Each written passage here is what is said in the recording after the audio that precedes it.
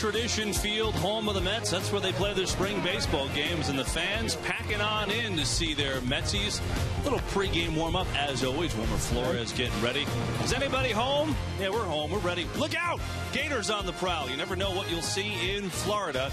We know we'll have some baseball for you this afternoon. Spring training baseball on SNY presented by Citi this afternoon as the New York Mets play host to the Houston Astros. Hi, everyone. Welcome to the broadcast. Along with my partner, Keith Hernandez, I'm Kevin Burkhardt. So the Mets take on the Astros today. We'll get to them in just a moment. But, you know, some interesting news as we look at this Mets pitching staff. Again, Johan Santana, there's been a lot of question marks around him. And another question mark today. He did not participate in the scheduled workout. Mets are not really saying why, saying that Terry Collins will address that issue after the game. So you hope it's nothing big, but yet another question mark. And, Keith, that makes the guy who's starting today, Jeremy Hefner, all that more important. Well, you know, they have four starters that are all pretty much etched in stone to start the season.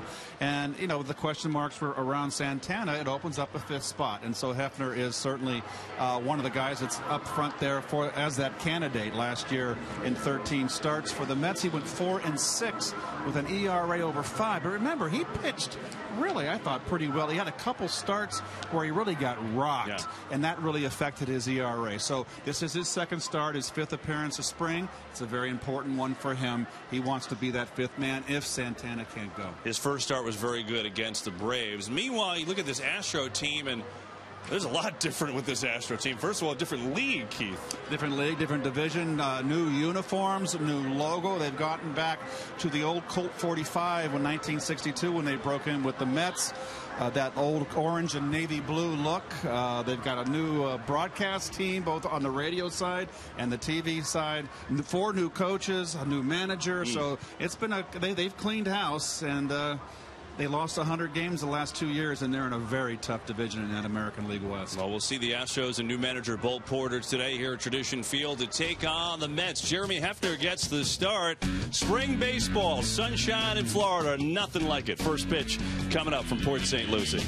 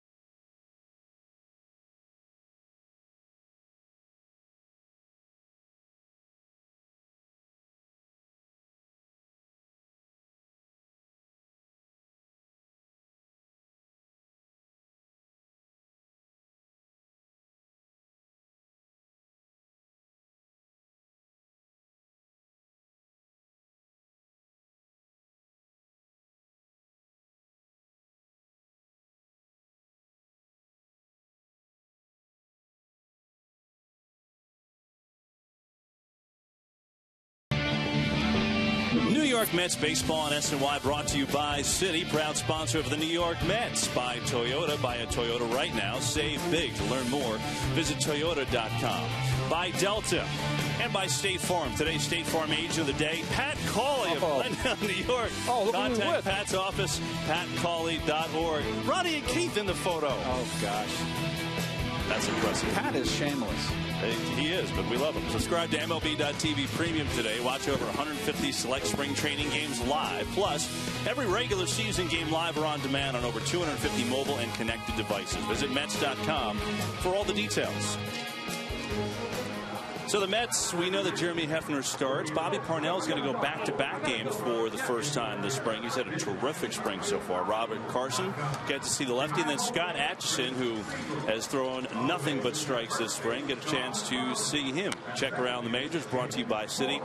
R.A. Dickey struggled certainly last night. He got hit around pretty good, gave up 4 runs, including a home run to Adrian Gonzalez in Team USA's loss in the WBC to Mexico. And then Mariano Rivera, the great, announcing his retirement after the season today. He and Derek Jeter both making their spring debuts for the Yankees this afternoon.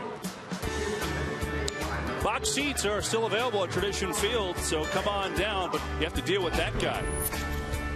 Keep your head up, Terry Collins. Astros and Mets next.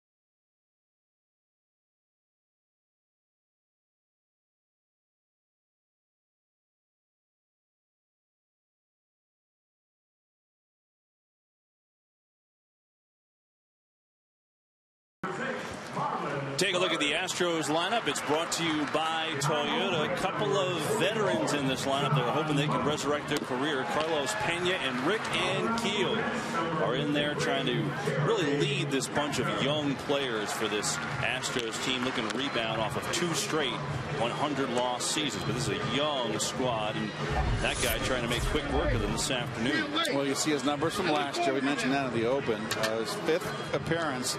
His first 3 appearances were in relief. His last outing against Atlanta, excuse me, he had nice 3 innings of work. Gave up 1 run. Jeremy, of course. And we'll take a look at the Lexus New York Metropolitan, your New York Mets defense. You can see right there that Wilmer Flores, minor leaguer at third base. They got a lot of hopes for him over there. And that was very informative, was it not, folks? Well, you said it with a lot of zest, so I appreciated that. I mean, that was good stuff. As Jeremy Hefner will start off Marwin Gonzalez with a strike to start off this game on an absolutely fantastic Florida day. 73 degrees, sunshine. Just a little breeze blowing from right to left here at the ballpark. And to get a chance for Justin Turner for the first out. Well, this Astro team is 6-6 in spring with 2 ties, and there's Fernando Martinez, the former Met hot prospect. Things didn't work out for Fernando here, and he's having a fine spring. There's the new manager, Bo Porter. And that is the new look uniform, too, of these Astros. I like it. I like the I like the orange, yes, orange and navy. But beat those uniforms, those crazy uniforms the Astros had in the 80s. The ones that look like a kaleidoscope? Oh, God, they were awful. It was a little much. Let me tell you, if you had a late night and it was a day game, you get seasick. So, Fernando likes that ball down and continues his hot spring. Well, that'll bring up 34-year-old Carlos Pena. And the Astros, remember now that they've switched leagues, they're going to have a DH. So Pena is either going to be the first baseman or the designated hitter for this team. And, look, he's always done one thing, hit home runs. And he's never hit for a high average. He's always been able to draw the walk, too. But last year, he had 197, 19 home runs with Tampa. So the Astros are hoping he can rediscover the form at least a little bit, get up into the 230s.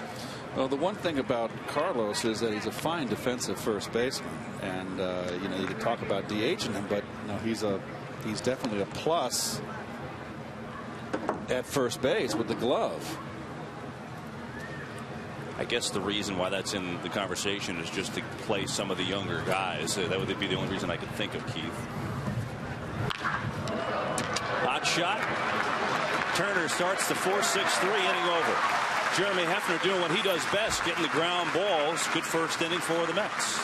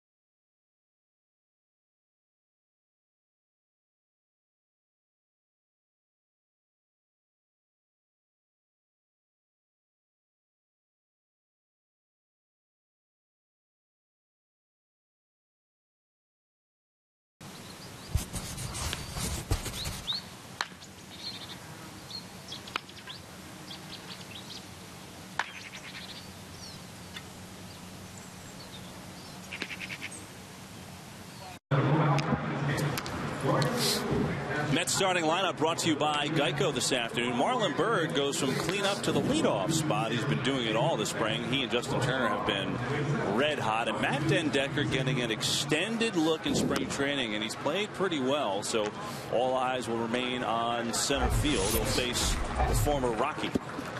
Well, Alex White was with the Colorado Rockies last year. Started out in AAA at Colorado Springs. Was 2-9 last year in 20 starts. ERA over 5. Career 2 years with Colorado. 5-13. Earned run average over 6. Ouch. Well, White right now is in the mix for the 5th starter spot with his Astros rotation. And it is a very young rotation as Marlon Byrd leads off and takes strike 1. There's really only 3 guys that got it locked. It's Lucas Harrell, Bud Norris, and Jordan Lyles. But, you know, Lyles was 5-12 last year with an ERA over 5 in 25 games. Yeah. They got 2 spots, maybe 3 spots that are open for the starting rotation on this team. And, you know, Lyles, you see what happened to him yesterday? Take a look at Doug Brocail. At least see the goatee anyway, the pitching coach for the Astros. Well, yesterday, the Astros lost to the Braves. 14 runs the Braves scored in the first 3 innings, where they set 26 men to the plate. And Jordan Lyles started. He went just 2/3 of an inning and allowed 6 runs. Braves won that game 14-9. You see, yeah, I mean, the Astros were at the bottom of the barrel in most categories in the National League. Well, that's the pitching side of the ledger. You can see the home runs given up at that small ballpark at Minute Maid Park. 0-2 to Byrd.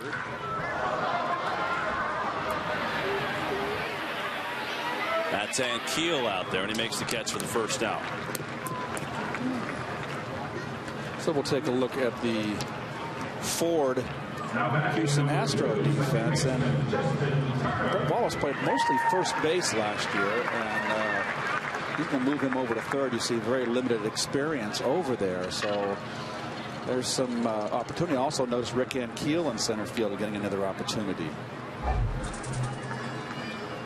Well, that'll bring up Justin Turner. He's had a good spring. 6 of 17, 4 RBIs so far. And he's played second base almost exclusively with the injury to Daniel Murphy. Murphy got a cortisone injection in his right intercostal muscle. That's kind of the upper rib area. And, you know, he's been swinging the bat. He's not totally ready yet. He's close, but Turner has played a ton because of that. He also got into the outfield earlier this week for the first time. And also, too, Kev, that's why Den Decker's getting a lot of playing time as a Neuenhuis with the knee, the bruised knee. So Den Decker is getting a longer look.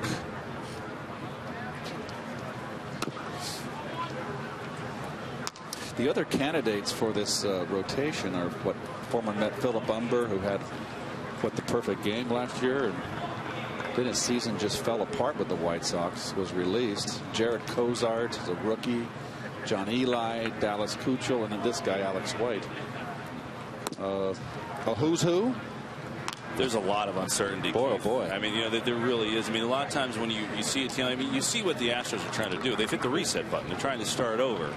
You know, Jeff Luhnow is a general manager. He came over from the Cardinals organization, so he's trying to stack it up and build this team. They traded away everyone that they had that was noticeable veteran to get a lot of young talent. In fact, I think 5 of their top 10 prospects are former Phillies. But it's going to take a long time. I mean, you know, when you look at the offseason, they brought in Pangan and Keel, but those are 2 guys who are clearly, you know, downward trending as far as their careers. Good guys to have around, but not the lead guys on a team. They have Jose Altuve, their diminutive second baseman, is the one name along with Bud Norris who the casual fan would know. Turner's retired. So there's going to be some growing pains, and when you consider, Keith, they're going to maybe the toughest division in baseball. You can make that argument. I mean, you've got the Angels, the Rangers, and the A's, of course, had that magical run last year in the AL West. And Seattle made some moves in the offseason and improved themselves. They've had a couple down years back to back. Ike stepping under the plate right now, I think, is really having a nice spring. And there is the AL West last season. And remember, no one expected the Athletics to win that division. Everybody thought that everybody was going the Angels, but the Angels got off that miserable first half. And they made a late run, and then they ran out of gas in September.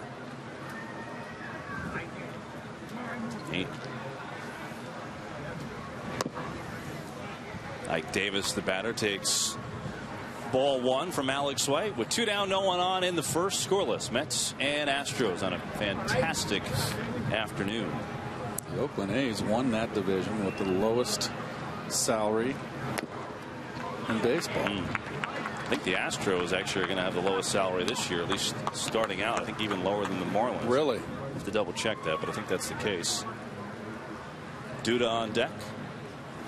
Well, I always feel there's 4 too many teams in baseball, but that's not going to be any changes in that regard. Well, the other thing this brings up, Keith, is now with 15 teams in each league. Let's take a look at the setup, the shifts for Ike. Yep. They got the 3 divisions. They got the extra rounds of playoffs, and that's what it's all about. That's the reasoning behind it. Ike just continues to rip. I really like the way he's swinging the bat. I don't care about all that movement. Remember last year they were trying to get him to quit hitching. That's the way he's always hit. It's hard to change old habits.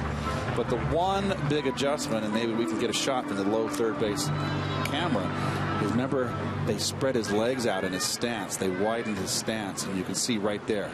And that seems to have made a big difference for Ike. That's extreme. Why would that He was lunging. Things? Remember, he was all last year we were harping. He's out in front. He's lunging. Well, with his legs that wide spread, he's not going to lunge because there's hardly any stance. I mean, I'm sorry, there's hardly there's no strides. Forgive me. There's Dennis Martinez. He's the bullpen coach for the Astros. Great pitcher. El Presidente. And Davis draws a walk. Ike's drawn 3 walks so far this spring, so he's shown power and a good eye. Well, Ike's going to have to be very, very patient this year, and he's got a good eye. He's going to get a lot of walks because if Wright's going to hit third, I don't think Ike's a third place hitter. He's not. Neither is Duda. It's going to be Wright. And then you're going to have 2 left-hand hitters, boom, boom, in the lineup, Duda and Ike. So Ike's going to have to be patient because if Lucas is struggling, they're not going to pitch to him. Where are you going to put Murphy? I'd like to hit Murphy third. You know what I'd like to do? I'd like to hit Murphy third. I'd then come with Wright fourth, and then I'm sorry, go with Murphy, Davis, Wright, Duda. Oh, interesting. So you put it right behind. Yeah, and let's to hit Tejada second. Then hit and run with him, just to lengthen the lineup a little bit. That's a good thought, Keith. As Duda fouls it back, he's in an 0-2 hole.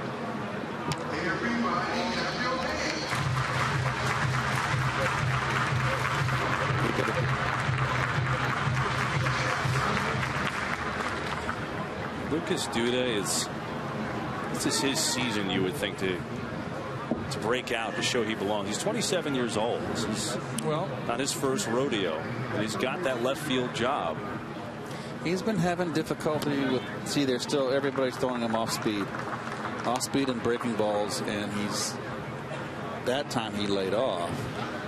But there's some conversation right there. Dave Hudgens is the hitting coach with Justin Turner. Until Lucas lays off, and it's spring and it's early, but he's fishing for bad breaking balls and bad changeups in the dirt. And once that gets around the league, that's all you're going to get. There goes Davis. Throw down from Castro. Ike Davis has a stolen base. Wow. How about that? Ike.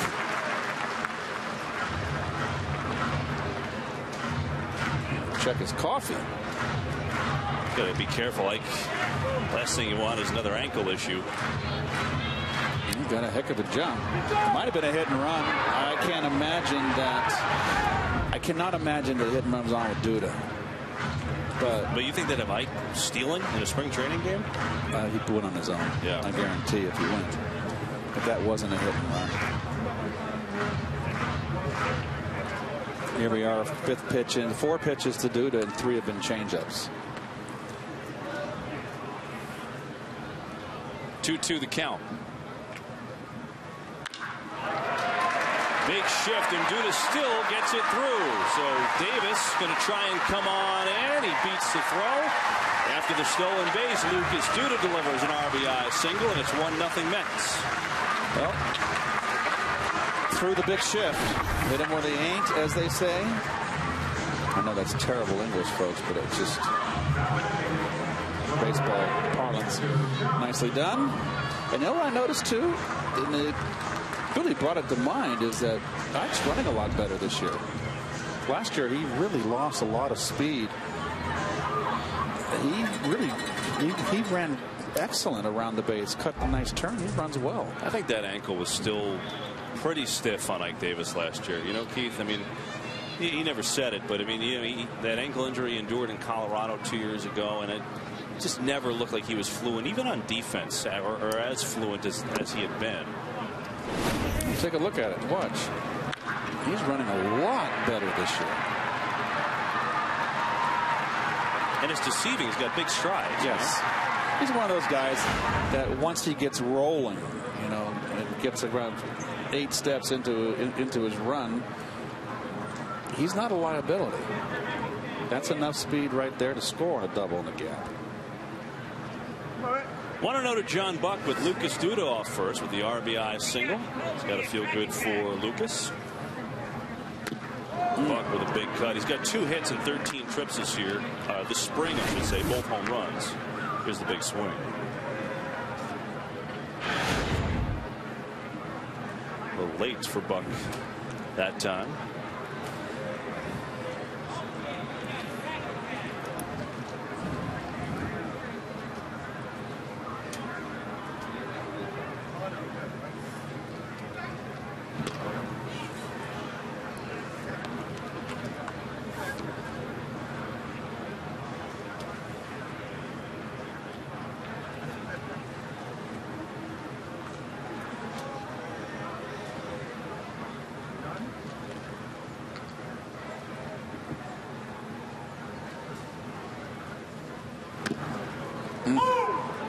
It's interesting the way White holds his glove and his pitching hand from the stretch almost at the level of the logo on the Astro hat.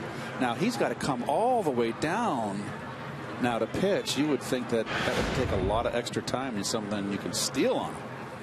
It's a long way to go for that arm after he breaks from the stretch. And the breaking ball catches the outside corner. Buck retired. First strikeout by White. But the RBI by Duda gets the Mets on the board.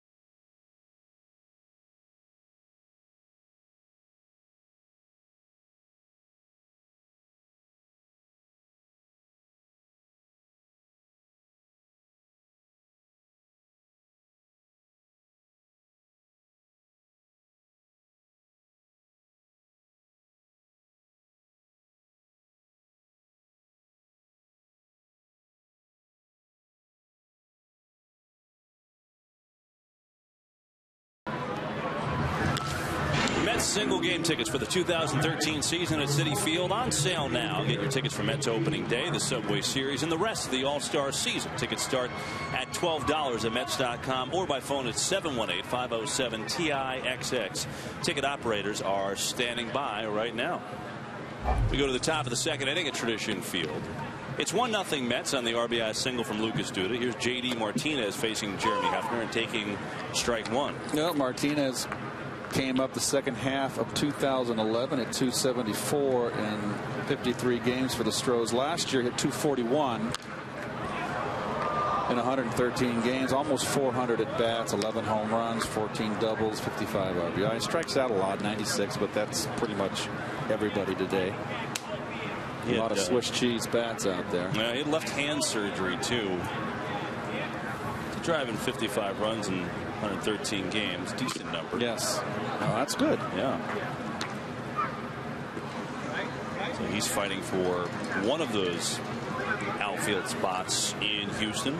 I'm just glad all those steroid years, strike three on the breaking ball, all those the numbers that were just so out there in the stratosphere, like guys hitting 20 home runs, driving in 110, 20 runs. Now you look around, it's like the old numbers are back. You got guys that have 20, 17 home runs and 60 RBI like the old days. Yeah. First strikeout for Jeremy Hefner as Brett Wallace will be at the plate. Well, certainly the numbers have come down. Strikeouts are up in the game. Looks like Brett Wallace has lost some weight. Remember how he was a lot bigger, a lot chunkier. So he's in better shape. Big kid, big lower body, strong legs. Turner puts away Wallace for 2 away.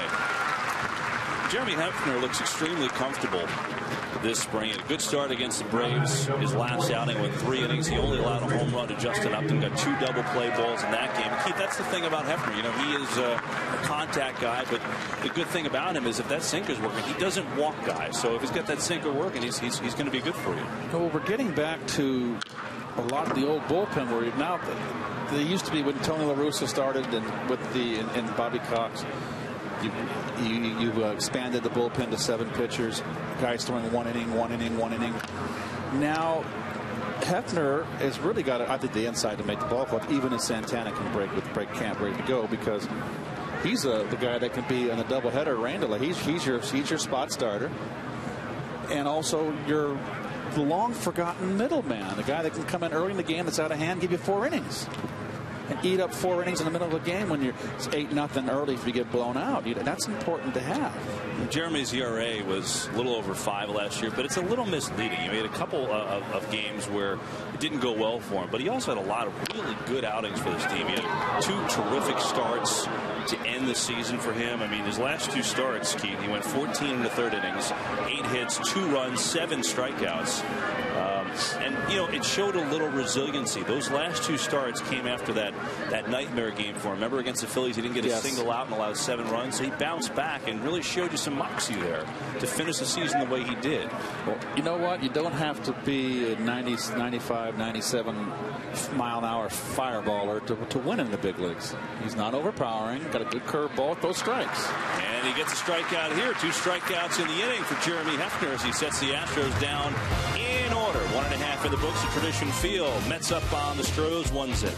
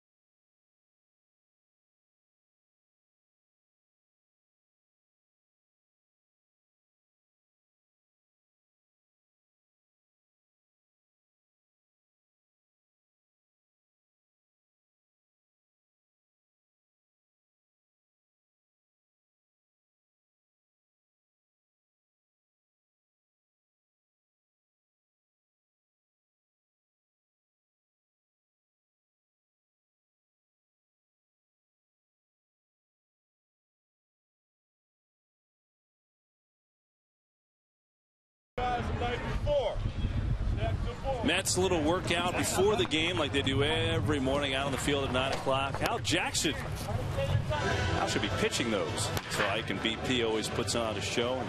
All the normal things that go on every day in spring training, even with games. Matt Den Decker leads it off. Home second, 1-0 Mets. Den Decker, as we said, with Neuenhuis with the bruised knee. Den Decker getting a lot more opportunity here this spring. I do think he'll wind up in AAA. Don't think he's quite ready yet. He hit a home run the other day on our broadcast. That was an impressive home run. He hit 17 home runs each of the last 2 years in the minor leagues, Keith.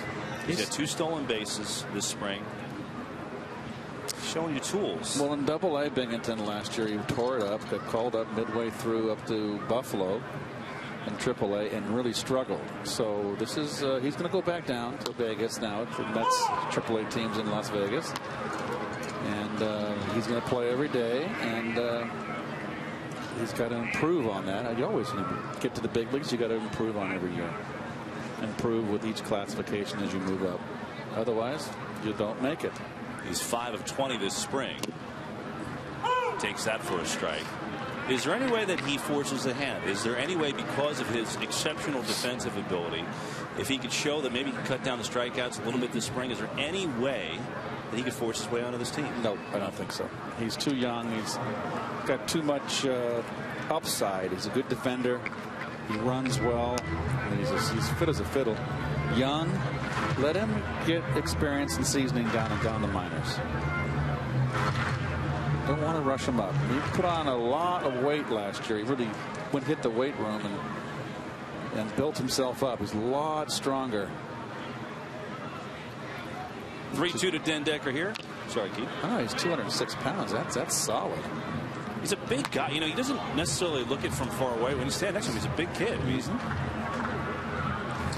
Anthony Recker DHing today. He is getting. That's right. What a combination. Den Decker and Recker.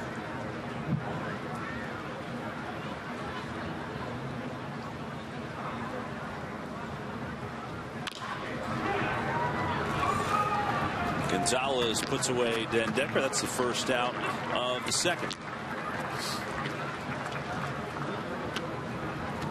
Keith, you also worry about setting a precedent, I guess, for a guy that went to, just because the Mets outfield situation is so uncertain, that's why Den Decker's in the conversation. But do you not want to reward a guy necessarily that went to AAA that struggled that mightily? Is there anything to that discussion in terms of giving guys rewards when they perform well, things like that, or it doesn't really factor in? I think it's all about, you don't want a fine line of when you bring him up too quick, and a lot of guys get rushed up today, and I think the fact that Den Decker struggled at AAA, that he's going to have to go back down there. And there's nothing wrong with that. I played 2 years in AAA, and I hit 330, then 350, 330, 350, and another 330 in AAA. So.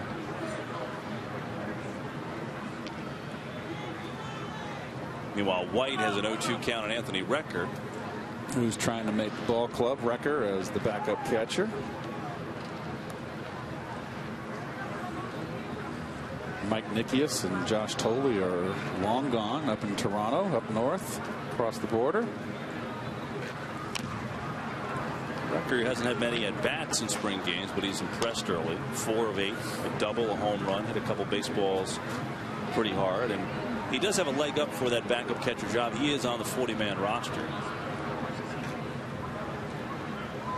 Collins still has a lot of decisions to make, and of course there's plenty of time. It's only March the 9th, but a lot of things to be sorted out with this Mets team.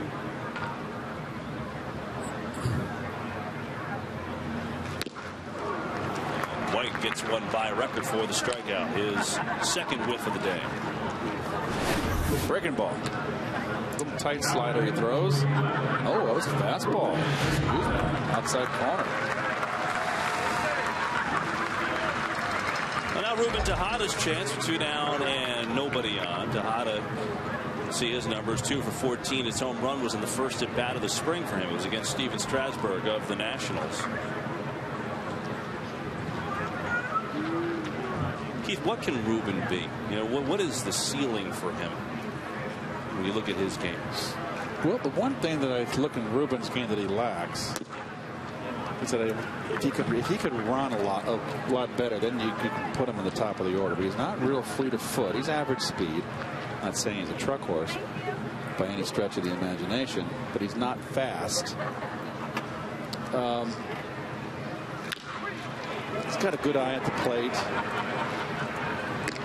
You know, Kev, it's hard to say what his upside is, but certainly I can say his downside could be a 275 hitter on the downside. Could be a little more than that.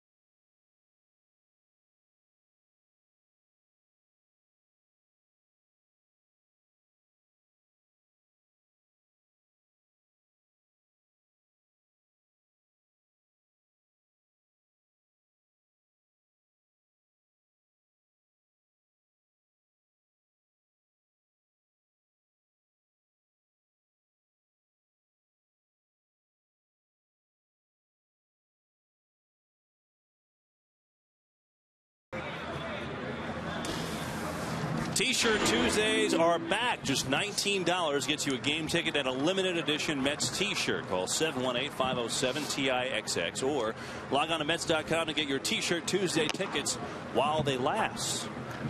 We go to the third at Tradition Field. 1-0 Mets over the Astros. Lucas Duda with a 2-out RBI. And catcher Jason Castro leads things off. Former Houston #1 overall pick back in 2008 out of Stanford. Facing Jeremy Hefner. Castro tore his ACL in 2011 and missed 5 more weeks last year with some knee tenderness. But obviously, former #1 pick has some ability. In fact, Keith, he finished pretty strong last year. Last 61 games, he had 281 with a 362 on base. Doesn't hit for power.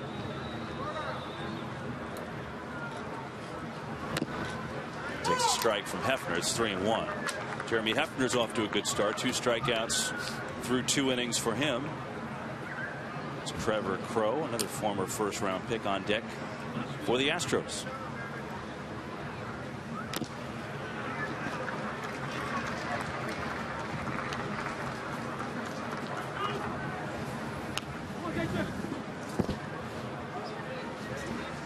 Robert Carson is going to get a little limber in the pen. We will see him next. Not sure if Hefner is going to go forward today. I think he would. Well, it's always a strict pitch count. If he keeps his, he hasn't walked anybody yet, only given up the 1 base hit.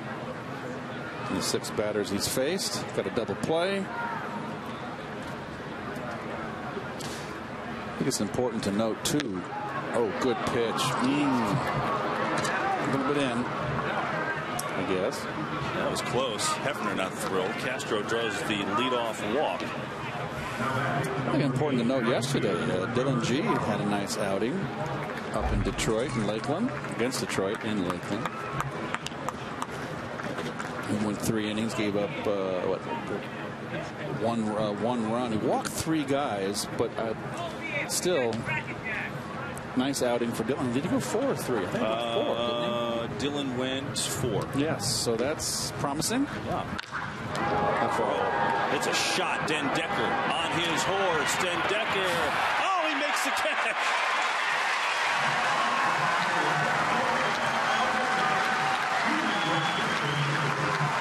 This guy is a wizard in center field. Another great catch by Matt Den Decker. Well, Fairless, he didn't have time to check the wall. He knew he was on the track. And what I saw off the bat, he got a great jump on this ball. And that's a fine catch. And at the top of the screen, he just knew exactly where to go. Nice play. Very nice. You know, Keith, at some point we had a whole conversation about Den Decker at the plate, and obviously he needs more seasoning offensively. But, you know, at some point he's 25 years old, and I'm telling you, there's a part of me that wants to put him on the team just to see him play defense. I mean, his defense has been ridiculous. I mean, it's been since, you know, he was at Florida, but just getting to see him this spring especially. I mean, he attacked that ball from the moment it was off the bat. He looked like a sprinter. Nope, it's all about if he hits, he's going to play. That's because he's not a liability in the field by any. What does he have to hit? I mean, depends on your lineup. You know, if you got a good lineup, you can have him in center field with his glove and hit 250. You know, 270? 270 is not bad. If you get 270 out of him on a full season, I'll take it. Plus, he gives you speed at the top of the order. He would hit at the top of the order. No, but he's, you know, let's just not get too far ahead of ourselves. He's young. He's got some seasoning to get in. Just playing devil's advocate. I mean, especially with the defense, with, you know, could help with Duda in left, help cover some ground. That's all. And look, Neuenhuis is terrific defensively as well. So yes. Not so Kurt under the bus at all. Well, we've mentioned earlier with Duda in left, you're going to need a center fielder, particularly in 81 games at Citi Field. And they brought the fences in at Citi, you know, but it's still Citi Field's a big ballpark, one of the bigger parks in the league.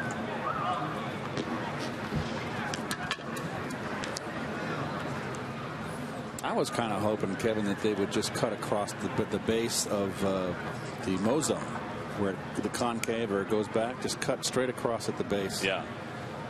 And really, from a financial point of view, it gives you more chairs out there to put some people in that area to partake in hot dogs and beers or whatever. Saw some of that with the party deck last sodas, but not the big gulps. Those out of the question in New York. All small coffees, unless you put the sugar in yourself. No 16-ounce. We don't know what's best for us. No. How big is that coffee you're drinking right now? Is that a medium? No. Well, we are in Florida. But I think if they brought in that, I don't know what the actual dimensions is. If you brought in the Mo-zone and cut it off at the base, I don't know what the exact dimensions would be lengthwise. You know, if it's too short, then you can bow it back a little bit. But you know, it just really took away from David's game.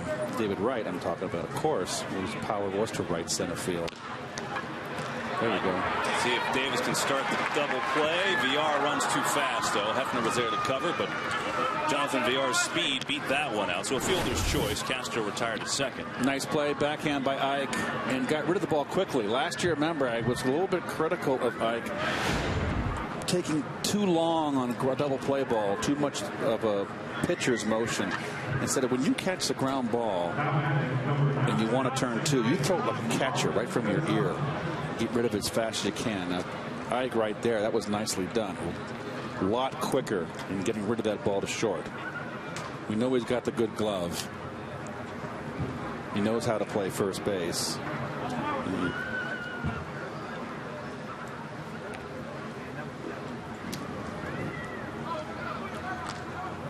So 2 down, runner on first, 1-0 Mets. Top of the order, Marwin Gonzalez. There goes VR with his great speed. Buck's throw is good, but not in time. Tejada thought he had the tag, and maybe VR overslid. But he got a real good jump and the stolen base. Well, Buck gets rid of this ball real quick. That's a breaking ball, no wasted motion. He's not going to throw him out with a howitzer. Let's see if his foot came off here at the end. Oh, he didn't keep with the tag, though. Yeah, it did come off, but Tejada pulled the glove up. You're right. Tying run and scoring position for Gonzalez as Hefner works 0-1. Gonzalez grounded out to second his first at bat.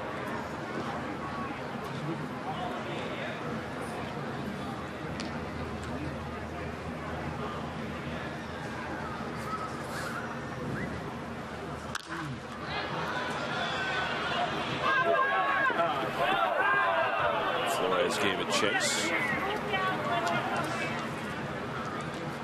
Jeremy Hefner is going to be 27 years old on Monday, and talked about his control. I mean, last year, 62 strikeouts, just 18 walks. That's a good number. He does not give you the free pass, even though the leadoff walk to Castro started this frame.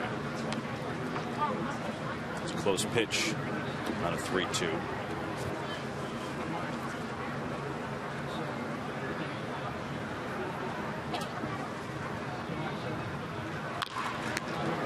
Jams Gonzalez. Another ground ball for Hefner, and the inning is over, but Hefner got some help for another terrific catch from Matt Dendecker, who just flew after this baseball in center. Some D by Dendecker. Mets up 1-0.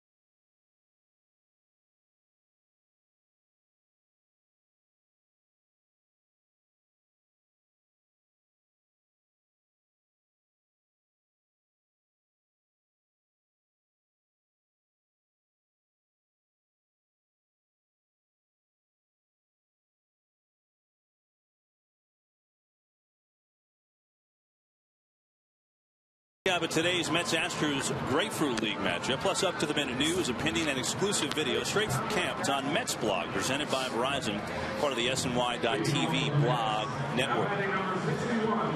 Good to have you along at Tradition Field here this afternoon. Great day in Florida on the Treasure Coast. Along with Keith Hernandez, I'm Kevin Burkhardt. As the Mets lead the Astros 1-0 on Lucas Duda's 2-out RBI in the first. Jeremy Hefner pitching well again, and Matt Dendecker, his defense has been unreal this camp, and another terrific catch that last half inning. As Wilmer Flores, the 9-hitter today, will lead it off, and he takes strike one from Alex White. Flores playing third today. He's going to get a lot of work at second base in AAA this year. That's where the Mets are trying to put him. Nice play. Backhand by Wallace. For a guy that hasn't played too many times over at third place, that's a heck of a play. One down. Well, nice backhand. He's off the line. Very nicely done. He's not noted for his defense, but that's a fine play. So Flores robbed, and we go back to the top of the order to Marlon Byrd. Byrd flew out to center his first at bat. Now 7 of 18, 2 doubles, 3 RBIs this spring training. No walks yet for Byrd.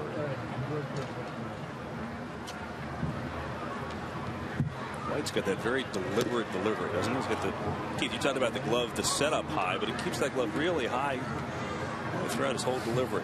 It's so many pitchers today, they just simplify their motion. It's just like golf now. You see golfers, all their swings are like spit out of the computer. They're beautiful. You're not going to see an Arnold Palmer type swing anymore ever again, or a take back like Jim Furyk. I mean, all these players, they're just solid with their swing. The same thing with the pitchers. I love dart. I call them dart throwers. I used to love to hit off dart throwers. Yeah. Oh, they're easy to pick up.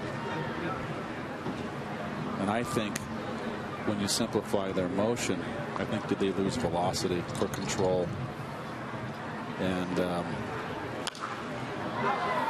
that's a fine line there, too. There's a lot of pitchers that came up that were raw. Randy Lurch, for a left-hander for the Phillies, prime example. He was tougher than Carlton when he came up the first 2 years. And then he had the third year or something, had a really good year, won 13, 14 games. I never liked facing him. Then the next year they backed him off his fastball just a little bit. He was never the same, and it was that much easier for me to hit him. And, you know, they always said he'd like to be like Carlton, but, you know, there's only one Steve Carlton. They come around once in a generation. 0-2 to Bird. Powers this one to center field and deep. And Keel not going to get it. Marlon Byrd has himself a double. Well, all spring training, Marlon has been going up the gap to right center field. This is more towards center. He likes that ball down out over the plate, and then Keel who can go get it. You get one over his head, you've got to hit it pretty good. So Byrd continues to have a tremendous spring. Justin Turner will be the batter. He grounded out to short his first time up.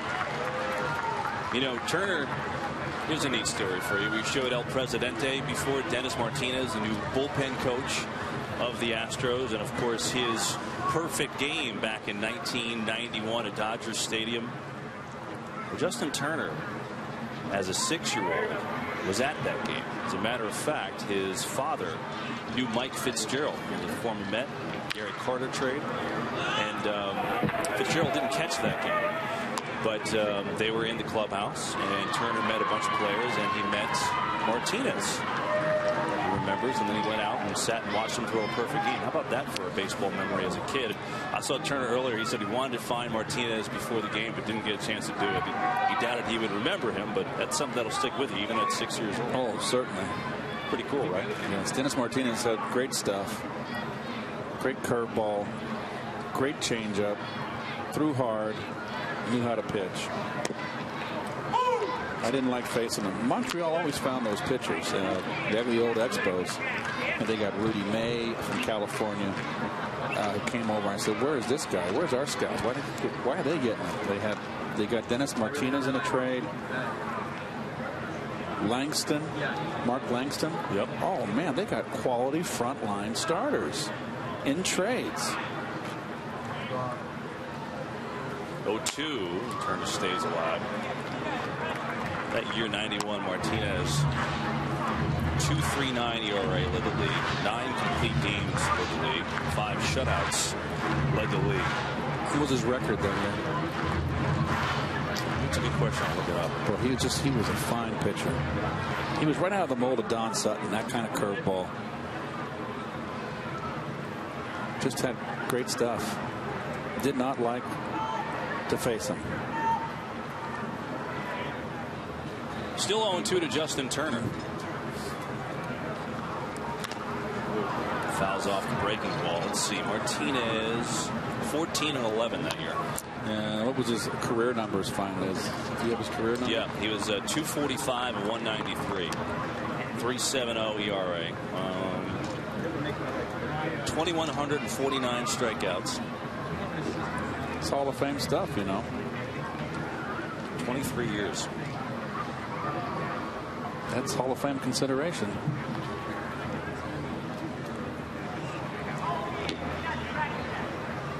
Turner battling Alex White here with one down and Bird off second. Right at Ankiel. Turner hit it squarely, but right at the center fielder, and there's 2 down. I hit a home run off Dennis Martinez, and he got me out far more times than I got him. He just threw me a high changeup over the middle at the old, not Jerry Park, Stade Olympique, which I hated to hit there. And there was a line drive down the right field line. The Bird doesn't even want that chair. Look at that. The chair's tired. No Gator, though. The Gator that was next to the chair left. Ike Davis now with 2 down, and Marlon Byrd after the 1-out double on second. Davis tried to get him in. 1-0 Met lead on Lucas Duda's 2-out RBI in the first inning. Davis walked and scored on that Duda single. Davis also stole a base. He's got just 3 steals in his career, so he got one earlier today.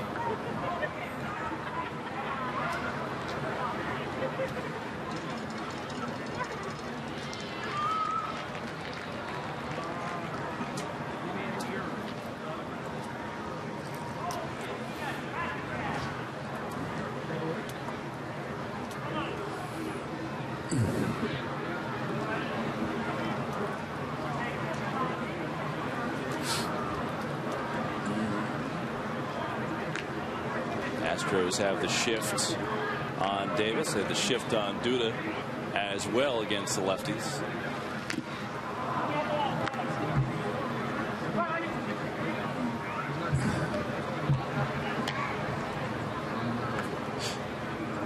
Here's Eduardo Perez, Tony Perez's son.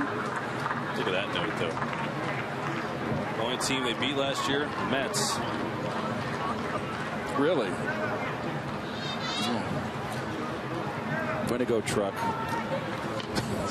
What a great piece of information.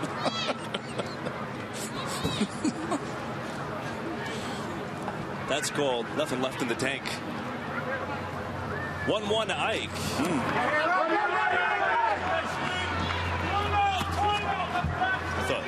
I thought Ike got a piece of that, and apparently that's what happened. Did it get him?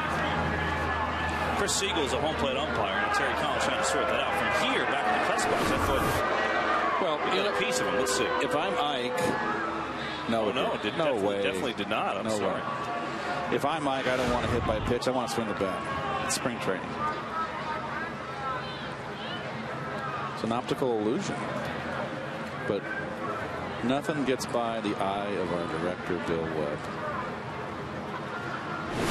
Well, they're sending Marlon Byrd back to second, then I guess the call is a foul ball. Wow. Okay. It's the only reason. Why else would he go back to second base? He was on third after that ball skirted away. Yep. That's what Terry Collins was arguing about. Right. So they give Davis a strike on the foul ball, and it's 1-2.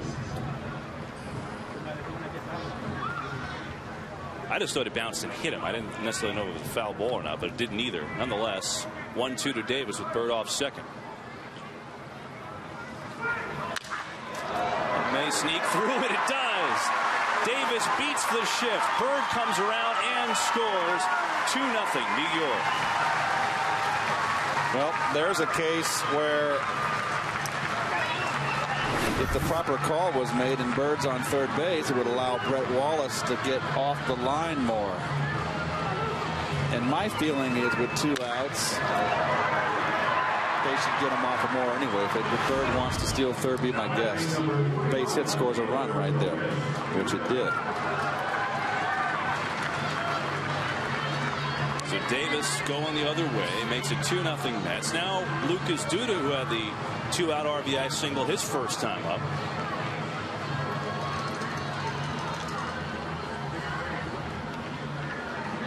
Duda coming into today 3 of 17, a double, a home run, and 10 strikeouts. That's been the early bugaboo. Keith talked about facing a lot of the off-speed stuff. And big shift, Kev, again with Duda up. Just goes to show you what the scouting reports are saying about Duda. He's gone into pull mode, and that's going to drop. That'll work if it's fair, and it is. Stays in play, too. Davis going to have a chance to score. Oh, that's interference. They're going to call it. Davis will score. Interference at third base. That's Brett Wallace, I believe, wasn't thinking. But it doesn't matter. He scored anyway. He would have scored. He did score regardless. Lucas Duda going the other way. That's what we like to see. A little bit of a mishandle off the wall by the left fielder, Fernando Martinez. Now watch the contact as Ike rounds third. Nope, you can't do that, slugger. A little bit of a misplay off the wall by F-Mart there. F-Mart, excuse me. I love when they gave him that name. He hadn't been in the big leagues 6 months and he's F-Mart. So a couple of opposite field base hits by the Met lefties. First Davis with 2 strikes goes the other way for an RBI single. And then Lucas Duda, who's got 2 for 2, 2 RBIs. And that one may be most impressive.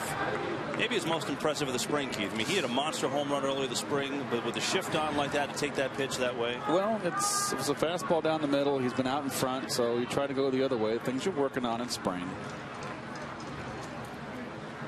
A couple of 2-out RBIs for the Mets, who lead the Astros 3-zip. John Buck taking strike 1. As some warm-up action, Kevin Chapman be on next for the Astros.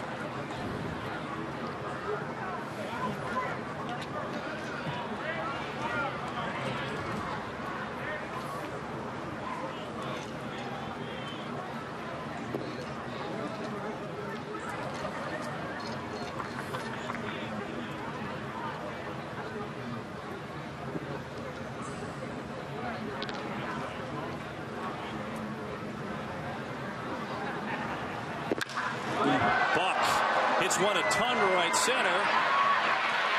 That's going to fall in. Over the fence it goes. Ground rule double. RBI. 4-0 Mets.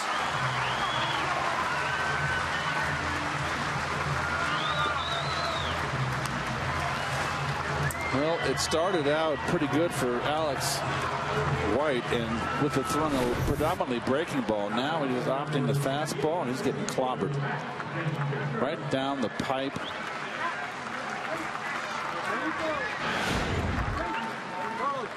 Buck has that power to the opposite field. Yes, he is not a pull guy all the time at all. We've seen it a couple times this spring. And that's put a 3 spot on the board here in the third against Alex White. And I think Alex White's stalling for time here. Yeah. It's lefty getting ready. Alex White's day appears to be over. Bo Porter just kind of like a little bit more warm-up action for Kevin Chapman.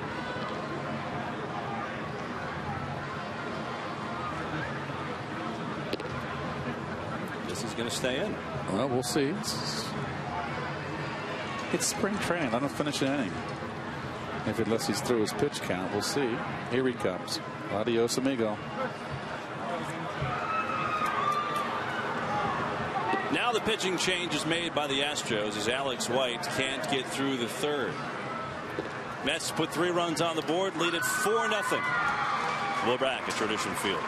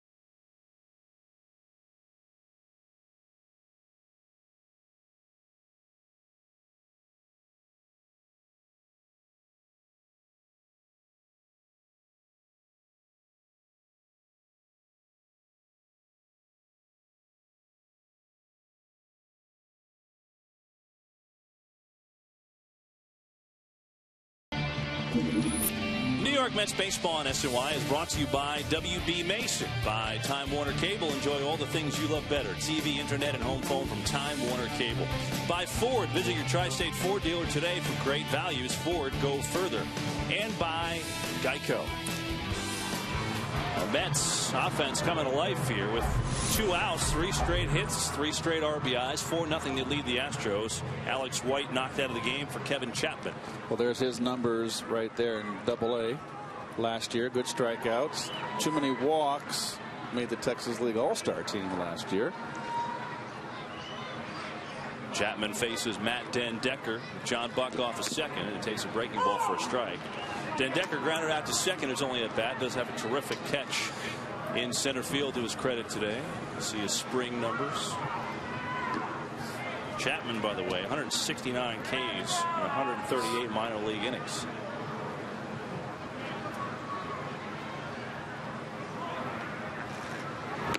And another breaking ball is a strike. Den Decker in an 0-2 hole. Got a nice little slider.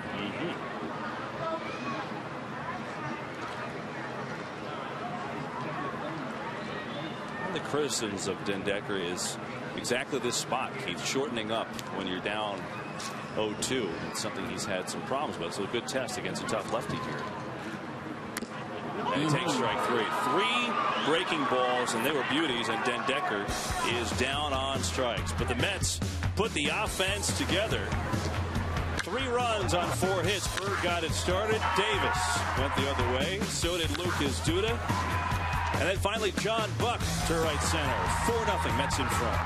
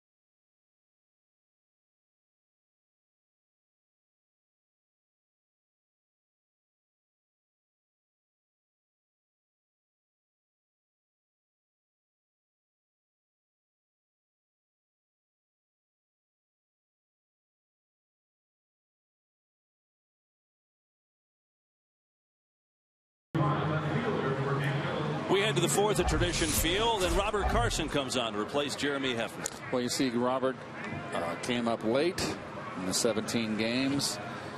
He's given up this is his 4th outing in the spring. He's given up a run every time he's been out.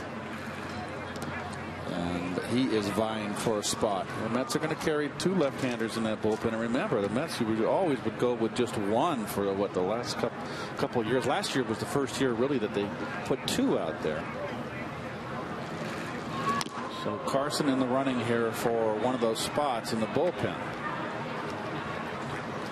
A lot of names in that mix. I mean, Josh Edgen, you would think, is making this team. And then you got Pedro Feliciano, and Scott Rice, and Robert Carson, and Aaron Laffey. Down the list you go. There's a lot of competition. And he falls behind 3-0 to Fernando Martinez, the leadoff man here in the 4th inning. Meanwhile, Jeremy Hefner pitched extremely well again. I mean, good 3 innings against Atlanta. His last time out, just 1 run. Today against the Astros, 3 innings, just 1 hit, and that was a race on a double play. 1 strikeout, 1 walk. Hefner having a good spring for these Mets. And you know, if you just tuned in, again, the news. Fernando hits one foul. You know, the news with Johan Santana today is kind of a mystery. He was supposed to be out there doing some sort of work, some mound work. He was nowhere to be found. And the Mets didn't say anything about it. They didn't say that it was no big deal. They didn't say anything. So apparently Terry Collins will address it afterwards. Don't know if that means minor or major. Hopefully it's nothing. But there's a walk, a leadoff walk to Fernando Martinez. Keith, the bottom line is, with the continuing questions about Johan Santana, Hefner's performance even that more important, because he very well looks to be the guy that can break camp as this number 5 starter. Well, he's certainly one of the guys that's fighting for the spot. And the rotation is fairly set right now. The first 4, you've got Harvey and Nice and G. Markham. That's pretty much etched right there. If no one gets hurt there, that's set. I think your point, though, about Hefner earlier is right on, though. I mean, you know, he's so valuable. You know, he's one of the guys that can bounce back and forth. I mean, you know, there were times last year where he'd be in the pen and then he's starting a day later, and vice versa. He's got that bounce back ability. This one carrying to left and deep. Duda gives it a look. It's over the fence. It's gone. Carlos Pena, opposite field, 2-run home run off of Carson, and it's 4-2 Mets.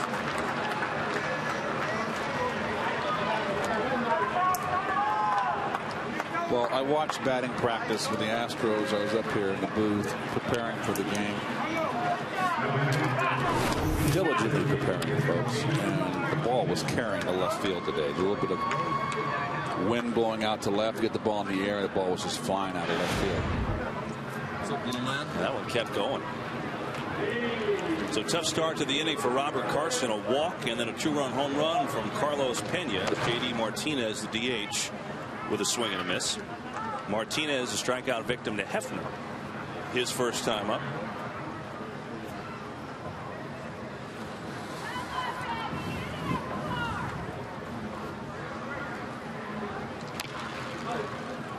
Martinez, the Astros 20th rounder back in 09 out of Nova Southeastern. That's in Fort Lauderdale, right down the road, about an hour and a half.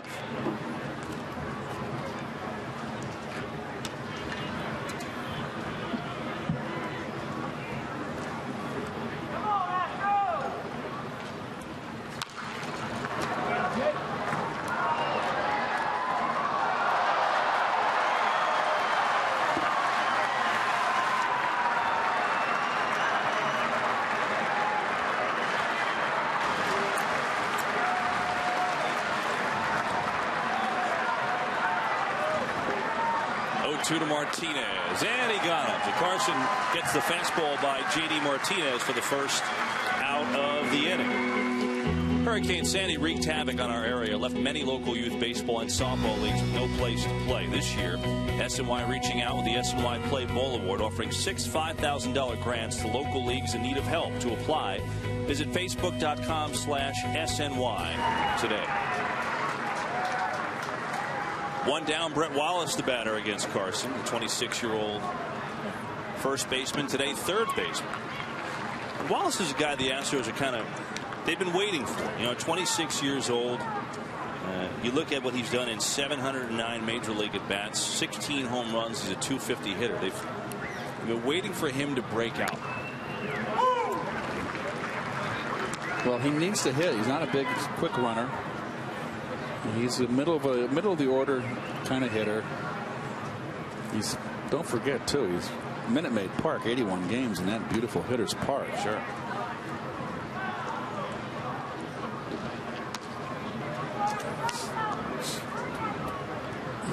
And Keel, Port St. Lucie native, on deck.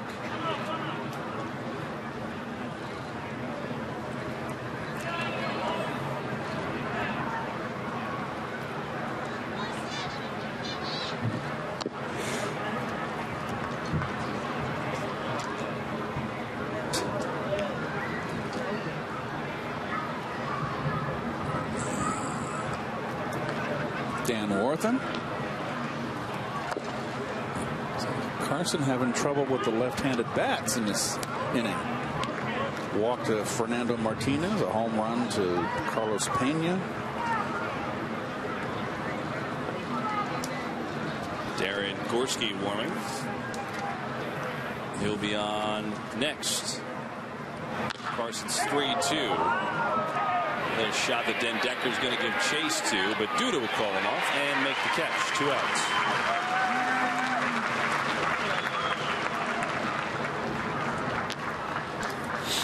Keith, you were talking about the Mets starting rotation. We saw Harvey obviously on Thursday, and he was terrific. No hits through 4 1/3, 5 strikeouts. See what Terry Collins said after the game about that one. He went in after the 4th and said, "Hey, can you go out there again?" And Harvey said, "I've got 50 more pitches in me." Yeah, of course. He's a horse. Yes, he is. Ground ball, second base, and Keel retired. So after the 2-run home run, Carson sets down 3 straight Astros, but the Stros on the board.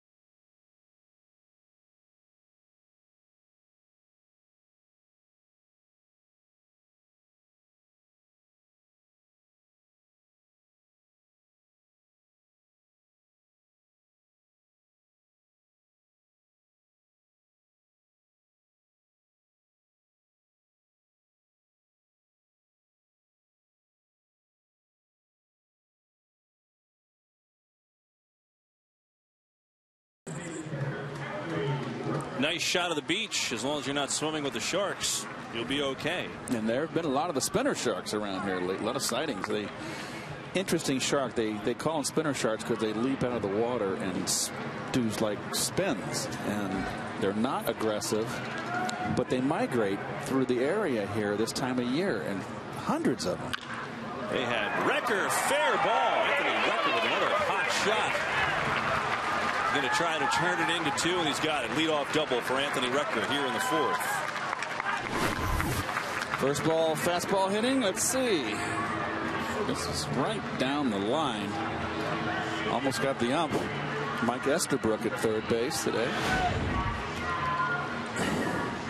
So Recker continues to have a nice spring.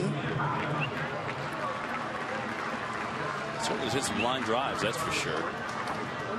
He's got his second double this spring. He's now 5 of 10, 2 doubles and a home run. Not bad. As Ruben Tejada will be the hitter. 0 for 1 with a ground out to third. You were talking about those sharks. They closed a lot of the beaches along a good portion of the east coast of Florida yesterday. The tens of thousands is one of the reports I saw sharks, of those spinner sharks that you saw, Keith. But they had some aerial photos and videos. I mean, literally, you saw them. They travel in big schools. Well, I don't know what you call. They don't like that kind of water, though. They like the salt water. That water's reserved for gators and old chairs. The one shark down here that's dangerous, you got to watch out for it, and there's lots of them, is the bull sharks. And the bull sharks, I live right off of the inlet of Jupiter, and there's a reef out there right at just around maybe 300 yards out off the mouth of the inlet. Yeah. And when the tide goes out, they say hang there and they wait, but they don't mind coming into kind of brackish water. A little bit of so they get into the estuaries and some of the rivers. So you got to be careful. And they are aggressive.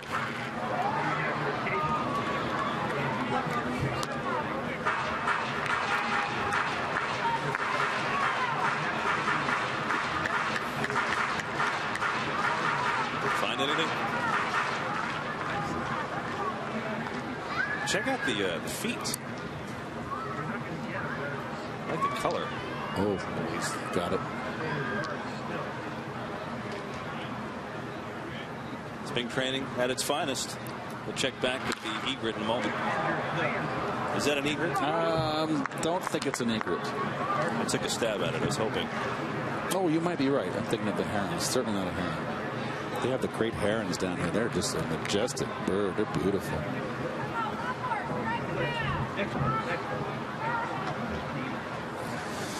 I have to say, I'm kind of fascinated, but I want to see if he catches anything now.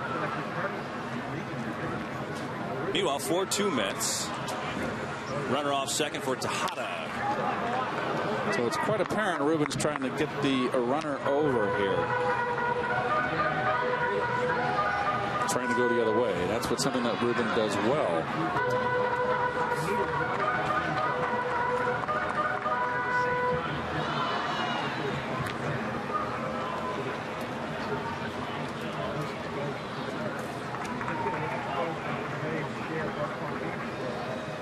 Kevin Chapman in his first full inning of relief. 2-2 to Tejada here in the fourth. Right back through. Rector's going to come in and score. It's 5-2 Mets on the RBI single from Ruben Tejada. Nice at bat by Ruben. 2-strike hitting. Wanted that fastball away. It was right down the pipe.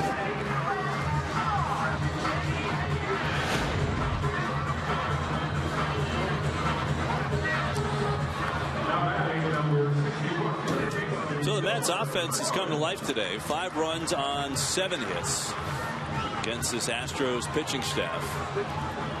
And still nobody out here in the home fourth as Wilmer Flores will be the batter. Wilmer grounded out to third. Actually a terrific play by Brett Wallace to rob him of a base hit. That in the third inning. Flores 1 for 12 this spring. He does have 2 home runs in scrimmages, though. He had a home run against Venezuela, and he had another home run this year against Michigan. Games that don't count towards the spring training stats.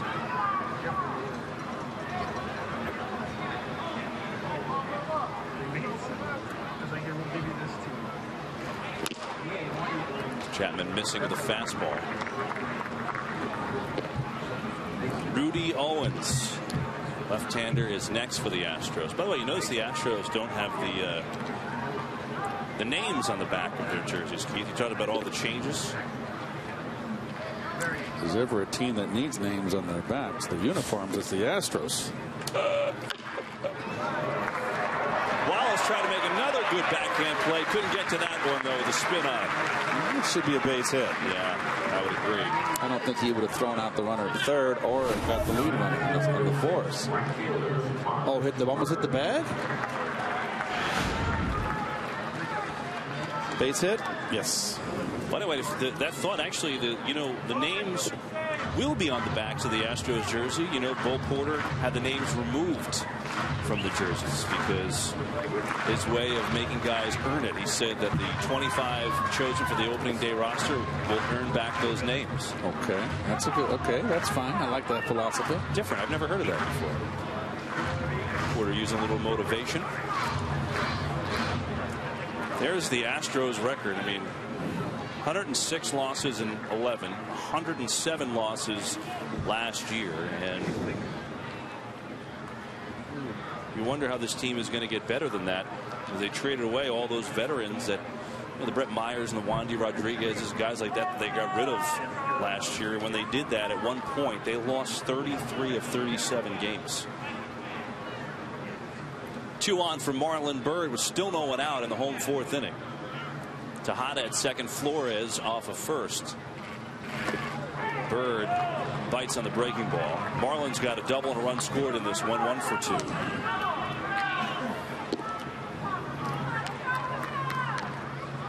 I was talking to Byrd before the game, and I said, what kind of goals have you set for yourself this spring? Where are you? And he said, even though I know I have to, perform well to make the team, it's not like I came in here today and I have to hit 300 for spring training to do it. For me,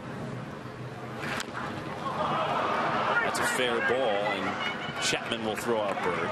Runners do advance, so to third and second with just one away. And that's called a swinging bunt. Tied him up inside here.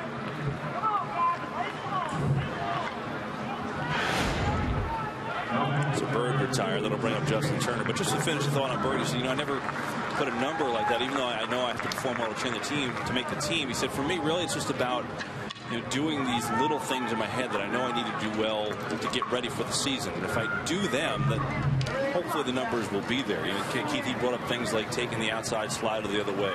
He said in 3-2 count, he's struck out a couple times on those this spring. He wants to change that, get better in those counts, things like that. Well, he's certainly been going the other way all spring. Yeah, he has. Infield comes in against Justin Turner with 1 down, second and third. 5-2 Mets. And strike with the breaking ball from Chapman, who's featured that slider quite a bit. And there you see the infield in. And really, with that wind blowing out to left field, like I told you, Fernando Martinez is like way shallow. The outfield is real shallow here. All of them, but the wind is just a jet stream out to left.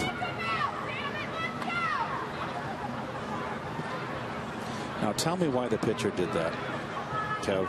You're a runner on second base and the infield's in.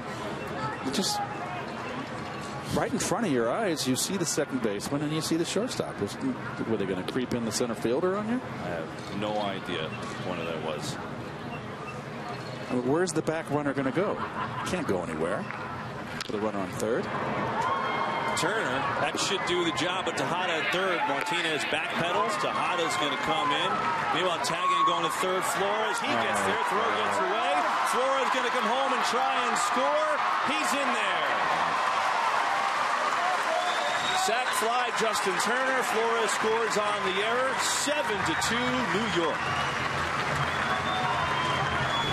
Well, this is the one you don't want to put on the chalkboard if you're the Houston Astros. It's very poor fundamentals. Efmart backpedaling. A runner on second never should have been able to tag up. The throw's offline. As a third baseman, you've got to recognize that the throw's offline. Don't stay on the bag. Now, I know I'm being ultra critical here. He's got to come in the third baseman as a cutoff. Goes to the bag. You can see the throw's offline. It's just poor. What are you going to do? It's spring. It's a young team. Well, you got a guy at third base who's not all that experienced out there. Talking about Fernando Martinez backing up on the throw, and Kevin Chapman's day is over. Astros going to the pen again. Mets putting up more runs, up by 5 on Houston.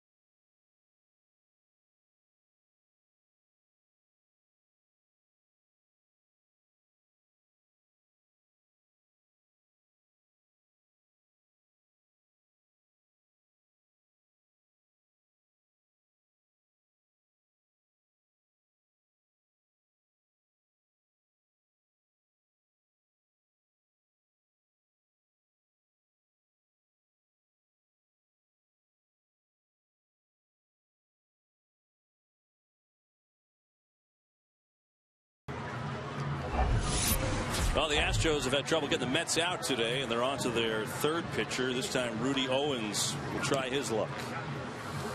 Well, let's take a look at Mr. Owens here. He's a 25-year-old southpaw, and they got him in the Wandy Rodriguez deal from Pittsburgh. He pitched at AAA last year, 19 starts, 8-5. And there you have the scoop on Rudy Owens. Went to AAA Oklahoma City for the Astros last year. Facing the lefty and Ike Davis with 2 down and the base is empty. Mets have 2 runs home here. Make it 3 more runs home, excuse me. The RBI from Tejada after the double by Record to lead it off. And then Justin Turner with a sac fly. And then on that play, the error. Fernando Martinez, the bad throw, allowed Flores to come home and score from second. 8 hits, 7 runs for the Mets today. They've seen some good things. Lucas Duda with 2 hits, 2 RBIs. Ike Davis has 1 for 1, RBI single, 2 runs scored and a walk. He's had a good day. Stolen base.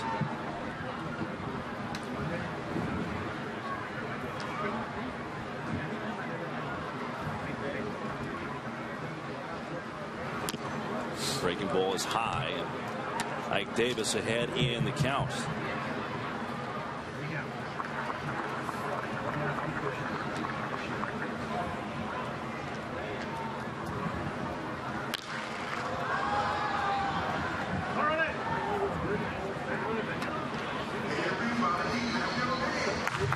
Good day for Duda. Including the opposite field RBI double his last time up. Also 2 out RBI single in the first. Here it's 2-2 to Davis.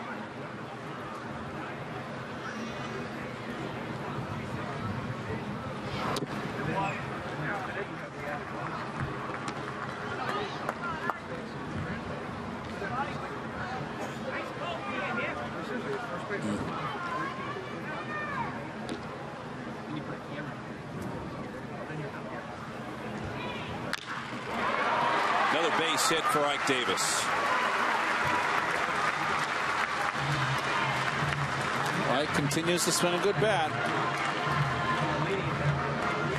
Don't get them all down here, Ike. They don't count, but he has really been spot on with the bat. 7 of 19 this spring now for Davis. A couple of doubles, a home run, 3 walks. Looks like he's ready to go. Lucas Duda having a nice game today. 2 for 2, single double, 2 RBIs. Last time up against that shift went opposite field with the RBI double. Astros had the shift on the first 2 times against Duda, now back in the normal D.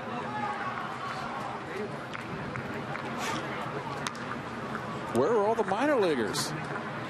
The fields are empty. They are empty. It's only 2:45. Did this Saturday brunch special at Denny's to get over there quick. Remember, well, Kev, you wouldn't remember back in 1972. How old were you in 72? I was -2. You weren't born? No. 74. They used to give us in minor leagues $10 a day meal money. And once a week they'd give us $5 for laundry. So we would always go to Florida back in those days. It was a lot. Demographically, Florida has changed so much. It used to be pretty much all elderly people, retirees. So they had tons of smorgasbords in the cafeterias. We had no money, so it was all you could eat. So all the minor leaguers, we'd walk to that local smorgasbord or cafeteria, and it would cost, like back in 72, like around $3, $4. $5.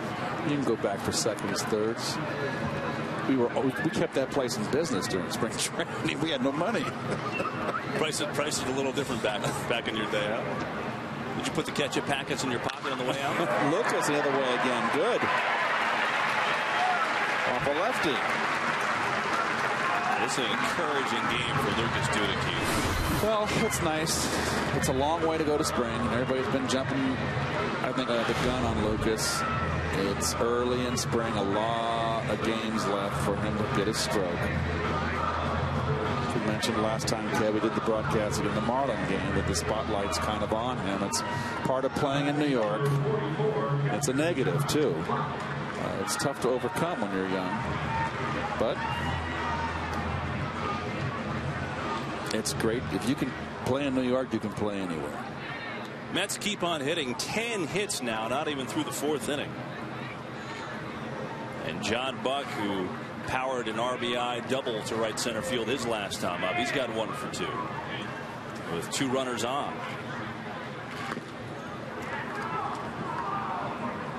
So remember, in the minor leagues too, you only get paid during the baseball season, so you weren't on a salary during spring training. Gotcha. So it was just the meal money to get by. That's so rough. Thank goodness for those cafeterias.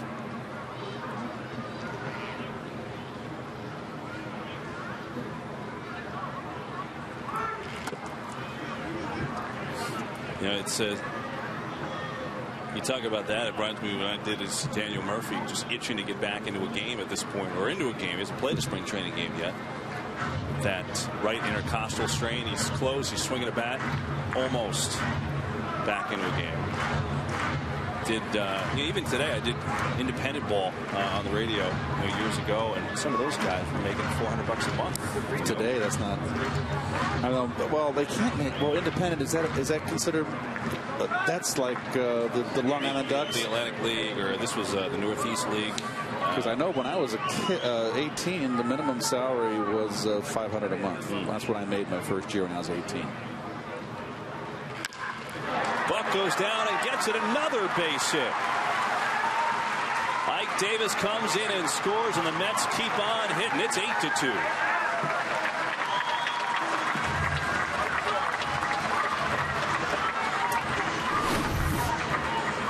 Well, he does not like to throw inside, this young man, Rudy Owens, and he's getting clobbered. And the Mets will send their 9th batter to the plate this inning, Ben Decker. But nice to see a little explosion offensively from the Mets. They've been struggling offensively most of the spring. And, they haven't got right here. And, it's early also. But, Kev, getting back while we got this little break here. When I made $500 a month, it was in the state of Florida. There was no state tax like there is today. So you're only paid federal. I remember I took home net every 2 weeks, $198.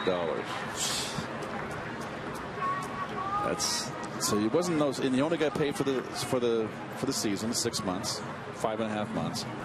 So you couldn't save any money. It's impossible. And lucky I was 18. I couldn't get into an establishment after hours establishment then, because they carded back in those days. Oh, that's trouble. Where'd you stay? The team. I stayed at the Edgewater Beach Motel, which was I walked to the ballpark. I had no car, so on a mile walk to the park. It was an efficiency motel. I had Mark Hill was my roommate. 1 bedroom, 2 double beds with a kitchen. We never cooked. And a little small living room. And it was that was $10 a day. $20 a day we split it. So that's how we made it. $20 a day for the room. Yeah. That's it. Yep. That's a deal. Yeah. Well, in the summer no one was there. Well, that's true. So they were happy to have. And they cut a deal with the St. Pete Cardinals for the players. It's amazing, right? When you look back and think about what you did, you loved the game. Yes. All worked out in the end. That one's off the glove. Pena, nifty. And alert by the Astros as Den Decker is retired. Marwin Gonzalez saved the day, but the Mets had 4 more runs. 8-2, they lead it.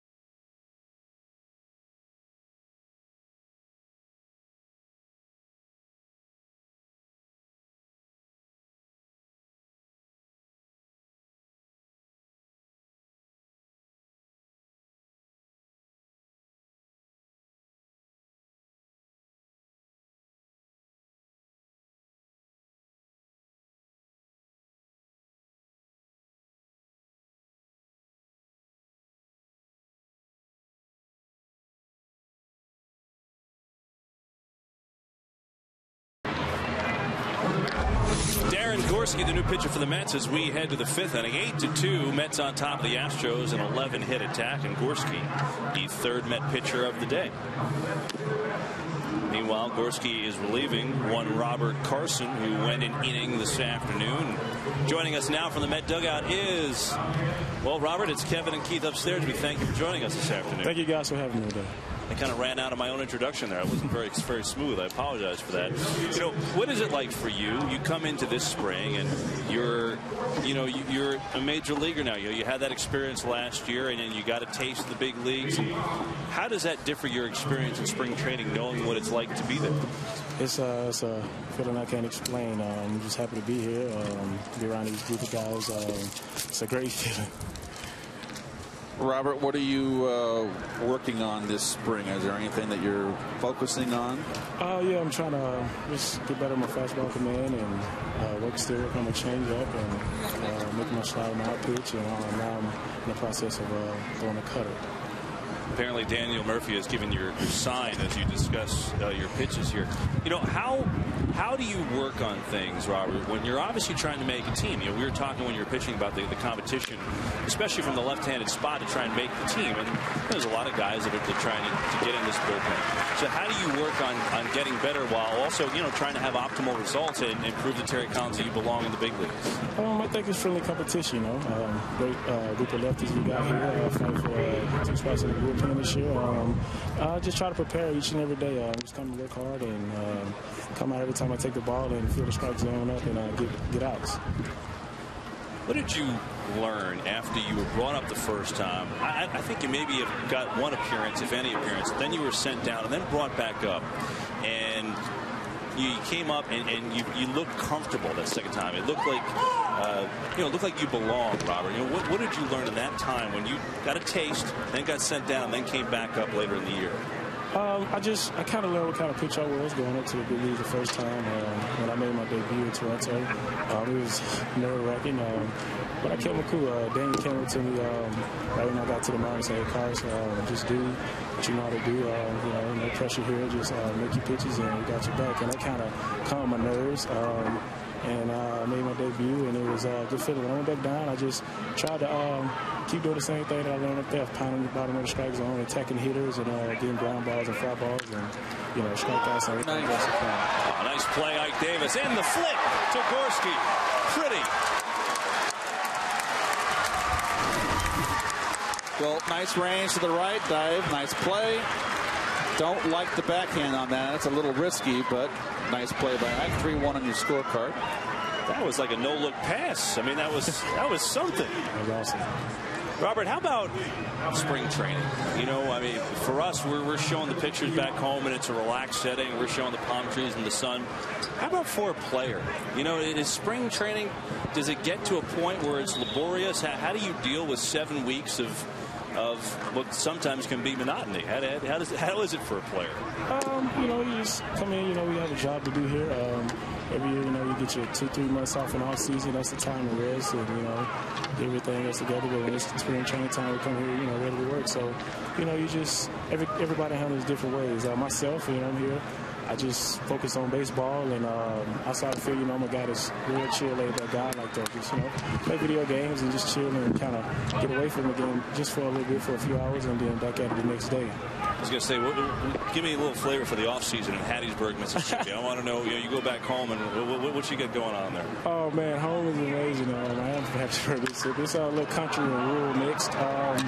It's not too much to do, but it's real fun. I love it all. But just I always try to go back and go to my old high school and, see those guys and see how the coaching staff and those guys are doing and try to get some knowledge that I learned from these guys. They're all, pro ball, and it's a good feeling. I embrace all the love that I get when I go home. Brett Favre is the number 1 guy there, but, so I try to, do what I can do, and give back to my community. See, is that his hometown? Oh, yeah, he actually lives there in Hattiesburg. He got a nice house. I said that, and someone shot me down like a week ago. No, he lives in Hattiesburg. He actually he was the offensive coordinator of my art driver high school this past season, so it was pretty cool. Wait a second, Brett Favre was the offensive coordinator of a high school team? Yeah, he was the offensive coordinator for Oak Grove High School. ESPN had a big story on him on the sideline sidelines of the high school football. Yeah, so it was pretty cool. But they, the football field actually just got destroyed in that tornado that went through my hometown. Oh, that's right. Yeah, so it's pretty bad. First of all, how are you and your family? And I know I asked you off there, and you said okay, but tell the folks about that, and I guess we won't get an opportunity. Yeah. Rob, maybe you can hang out, just give us a little feel about that when we come back. You mind? Sounds good. I wanted to ask you about that. Meanwhile, Darren Gorski, nice job. The defense from Mike Davis. 8-2 Mets. We're halfway home at Tradition Field. Already?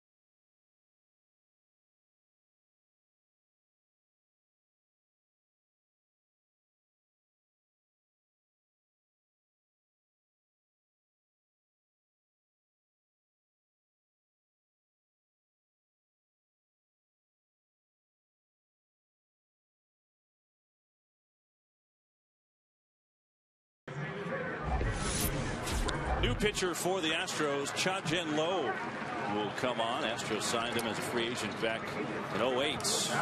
And he's on to face the bottom of the Mets order here in the fifth. Anthony Recker will lead it off. 8-2 Mets in front of the Astros. 11 hit attack for the Mets. Anthony Recker's been a part of that. He's got a double and a run scored so far this afternoon. We left off the last inning talking to Robert Carson in his hometown of Hattiesburg, Mississippi. Robert, didn't want to leave you hanging on that. You touched on it, and I remember when you came to camp, we talked about the tornado that blew through your hometown. Just update the folks on you and your family and just what damage occurred in your town. It was pretty crazy. It actually happened like a week after I got down to spring training. Tornado came through, and I was actually coming back from, I think I was coming back from a Heat Laker game with Travis, and my phone rang. It was my mom, and she said, the tornado had just hit it. Actually, just went right through the driveway. She said it kind of just curved right before the driveway, so it's kind of crazy. Just a lot of trees down where I live. No trees hit the house. My family's they're okay. Lost power for a week or two, but they're good now. My hometown took a big hit. Some damage, some different kind of stuff, buildings and trees and different kind of, like I said, Oak Grove High School football stadium is gone. A baseball field. My old high school baseball field is gone. A couple other places around the area. So now local high schools are playing in like colleges around the area that wasn't affected by the tornado. But as a whole, seeing a lot of people on Instagram and Facebook. Friends back home keeping me posted with everything, and they had a help group come out and start cleaning up and stuff. And I think now everybody's back there and everything's okay. I mean, I guess there's a pride in any town you live in, but is there like kind of a small? I've never been there. I mean, is there a small town pride to where you're from, and did you feel that as a community sense? Oh yeah, we are There's a lot of pride there back at Hattiesburg. Even though we have different schools and it's a lot of, rivalry stuff, we all come together and stuff like that. Like Hurricane Katrina, a lot of people got together and, went around to help people, that didn't have power or water and took water and stuff like that. And, people that got electricity earlier than most people, invited some people to their homes. So it's a real prideful city and town on front. Well, Robert, a pleasure talking to you. We wish you the best of luck this spring, and we'll see you around. Thank you, guys. Thank you. Robert Carson working the inning today, allowed the home run to Carlos Pena, but then got the Astros 1-2-3 after that. And Keith, let me tell you something about Robert Carson. I don't know if Met fans have had a chance to meet him or get an autograph from him. He is one of the classiest guys. He's a nice man. Every day I walk in that clubhouse, comes up and shakes my hand and says hello. He's got a sunny disposition. He's always got a smile on his face. He's a gentleman. He's a pleasure to be around.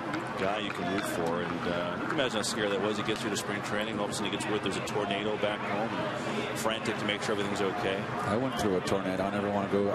Of all the natural disasters that can happen, tornado is the one I do not want to ever repeat, and that was in Tulsa in 1970. I believe 1974. What was the situation? It was a 2-1 to Tejada, by the way. It was, let's just say, that's Tornado Alley right there. And most of the tornadoes travel from the southwest to the northeast in the Midwest. And it started out in Oklahoma City, Oklahoma City was southwest of us, around 2-hour drive, 120 miles. We got a call at around 9 o'clock, 10 o'clock in the morning, saying that the game was canceled, that they had projected the path of the tornado and that Tulsa was going to get hit and that Oklahoma City right now is under it. And it was a big storm. It was actually two separate storms. And so we just played. I was at my apartment, and there was a bunch of young people there. We just didn't have to go to the ballpark. So it was 104 degrees.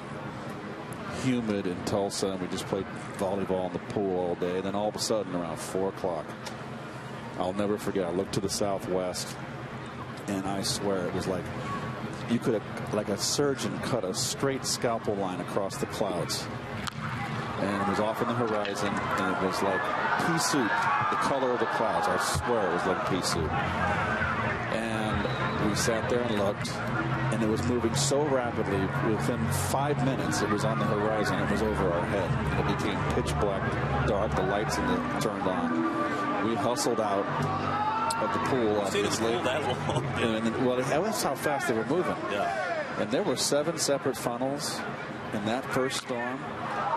And I remember the sound was like a freight train. I'd never been through one before, and I didn't know what to do.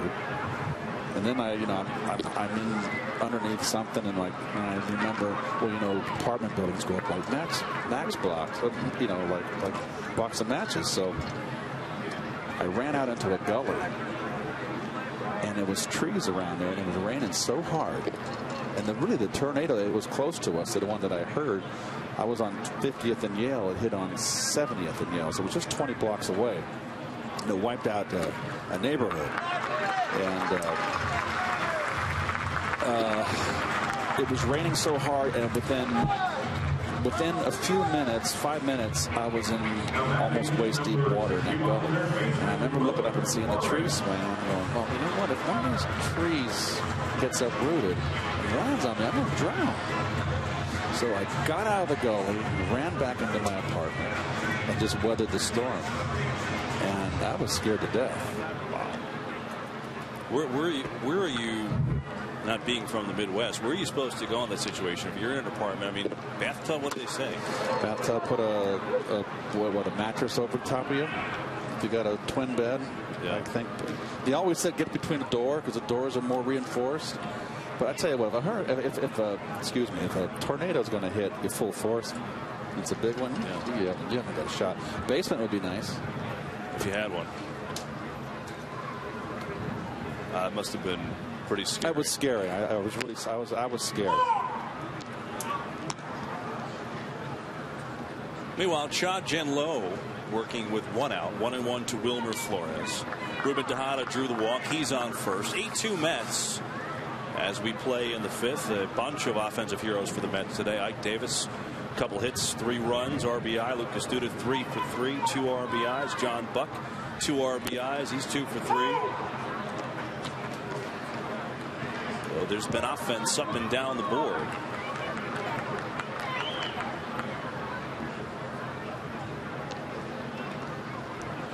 I wonder if the egret ever caught a fish.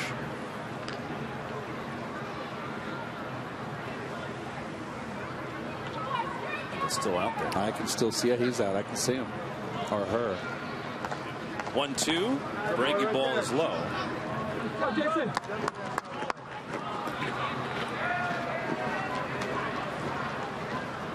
There you go. Huh. Lead me to believe that there's still some hunting going on.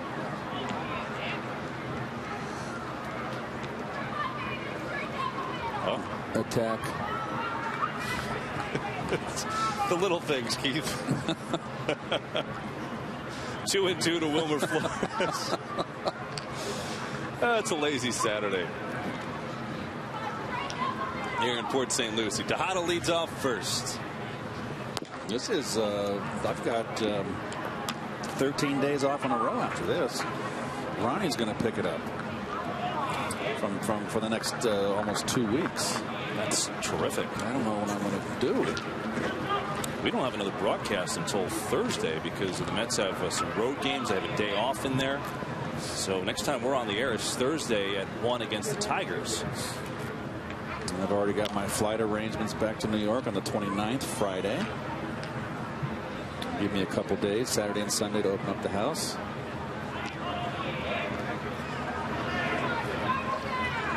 Got to fly Haji up. I can't. How do you fly Haji up? I put him in a carrier and put him underneath. He does all right with that? He's a good traveler.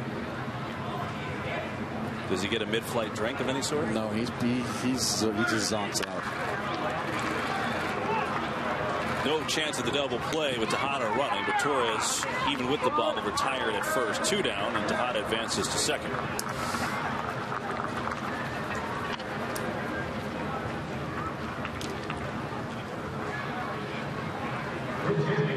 So Keith, when you go north and open up the house, as we see Jamie Hoffman will hit for Marlon Byrd here, what's the biggest challenge you face in getting things up and running? Everything's stuffed in the garage. All my outdoor furniture and stuff like that in the back. So that's got to come out. My barbecue. But that's all easy.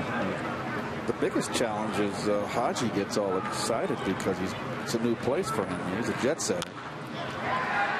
And all the gardens aren't full because it's still spring and nothing's growing up, so he can see all the squirrels and the chipmunks, and he goes bonkers. And sometimes he raises his tail and does naughty things, and that makes me very angry. I didn't necessarily expect that in the answer, but he's a cat. I understand. He's a male too. He wants after him. It's nature. I mean, what do you expect? We're showing the egret hunting, and this is going to come up in the discussion. So I found this wonderful product called, believe it or not, you only get it online. It's called Icky Poo. Oh, come on. I don't. Whoever named it has no imagination. But it is.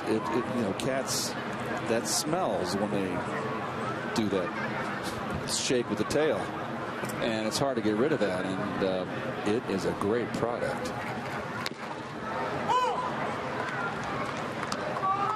I'm not sure really how to transition out of that. Well, he's got 3 spots where he likes to do it, and when I'm gone on the road, I get paranoid because I'm gone 10 days, and Robin King watches my house. She's my neighbor, and she knows those spots where to check because it could be wicked, it could be ugly. What did it do to Hoffman? This is what happens when you have 4-hour games down in spring training. This is what we talk about.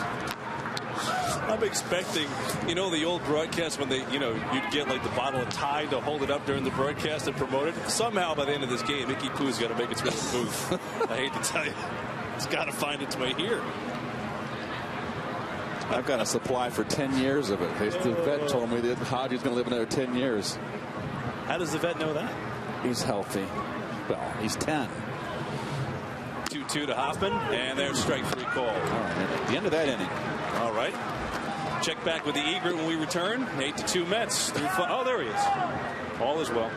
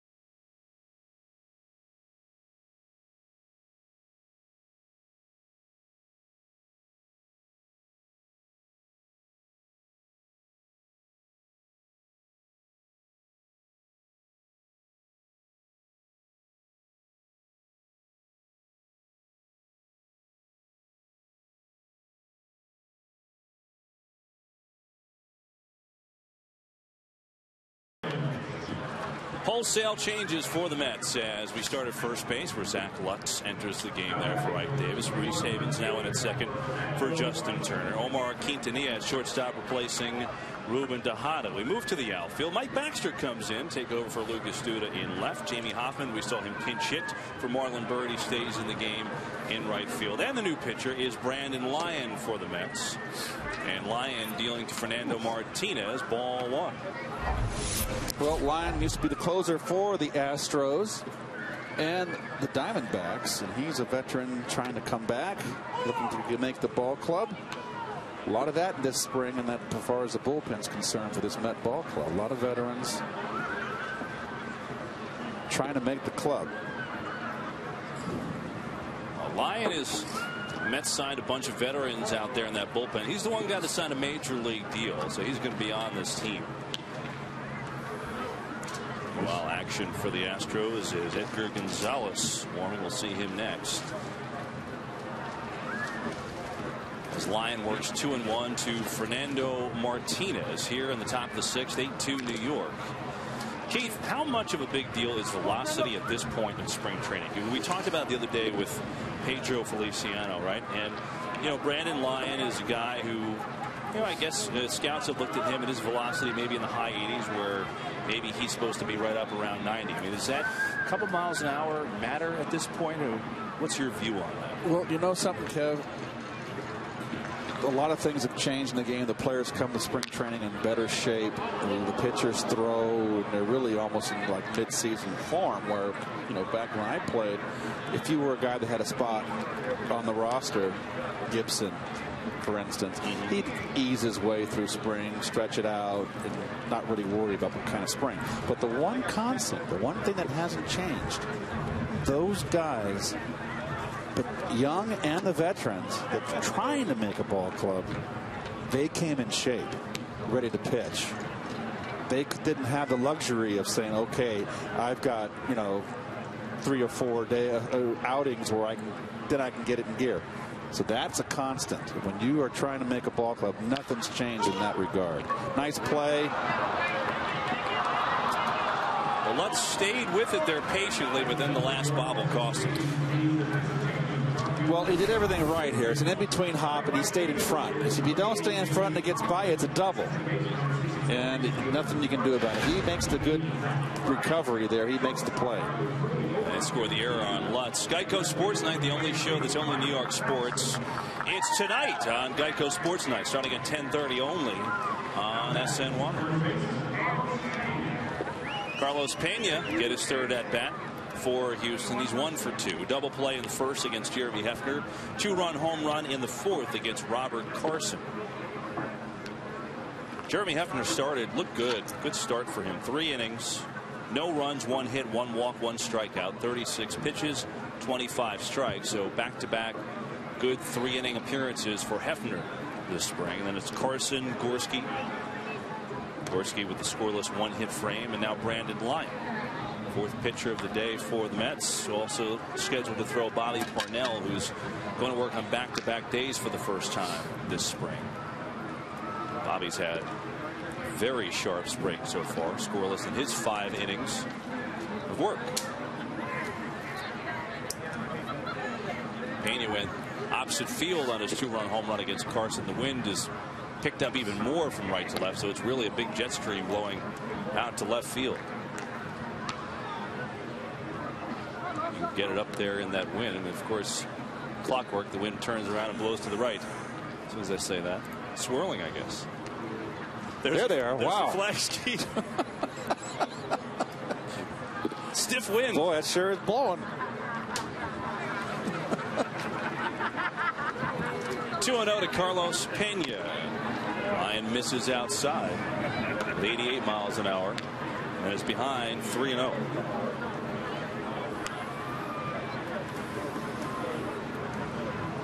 Mets actually drafted Brandon Lyon in the 37th round in 1997 out of high school, but he instead went to junior college, Dixie Junior College in Utah. There's a strike. He became the Blue Jays 14th rounder in 1999.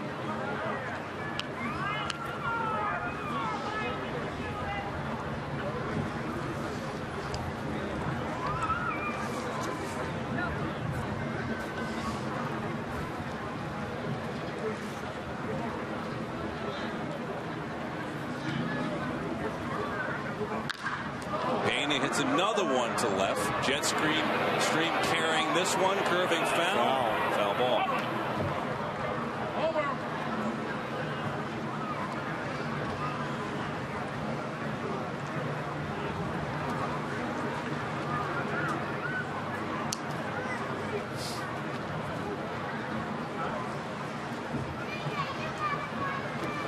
Brandon Lyon, who in 2011 had a torn labrum and a torn biceps tendon. Came back last year with the Astros and the Blue Jays. 4-2 record, 3.10 ERA in 67 games. Struck out 63 batters in 61 innings. Good year for him in relief last year. 3-2 to Pena now, with no one out in the 6th. And that tip is caught by Buck. Pena sent down. First strikeout for Brandon Lyon.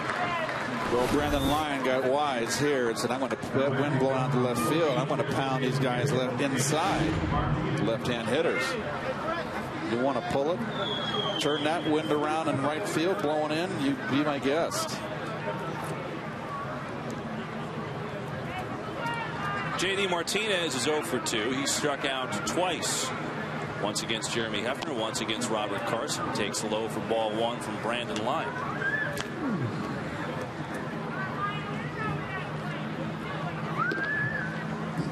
Colin McHugh is warming for the Mets. Looks like we'll see him next. It's Met bullpen with Bobby Parnell as the closer. Frank Francisco's going to throw off a mound, I don't know, at some point. So you got Parnell as the closer. He's had a great spring. You've got a lot of veteran presence around with Lyon and Scott Atchison, who Mets people have raved about with his strike throwing. The ageless LaTroy Hawkins, who just is solid every year in relief. He's in camp trying to make the team, though. He and Atchison both on minor league deals, both have to make the team. We've got a lot of other guys in the mix. You know, the younger guy's interesting. Gioris Familia's had a good spring, but the Mets want to get him more seasoning. A lot of lot of factors involved in this bullpen decision. A few more weeks to decide it for Terry Collins and company. Martinez is popped up. Dane Decker makes the catch. 2 down.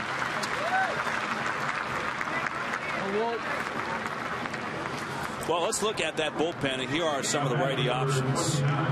Burke is intriguing with the sidearm delivery. It's been talked about a lot. Hefner, starter or reliever, so versatile, pitched well today. Lyons on the major league deal. McHugh could also be a starter or a long man. Amelia with that live arm. Mejia is going to start likely as a starter. Atchison, Hawkins, see Elvin Ramirez, who throws very, very hard, but it's interesting. Elvin, didn't have control problems in the minor leagues and came up to the majors and walked a lot of people. Yes, so that he did. was his bugaboo. Well, Elvin, I like his arm. He's just a diamond in the rough, so he's just got to hone his command. It's like, everybody's got to get to a certain point. Either you do it or you don't. A lot of guys with great arms that just cannot put it on the corners.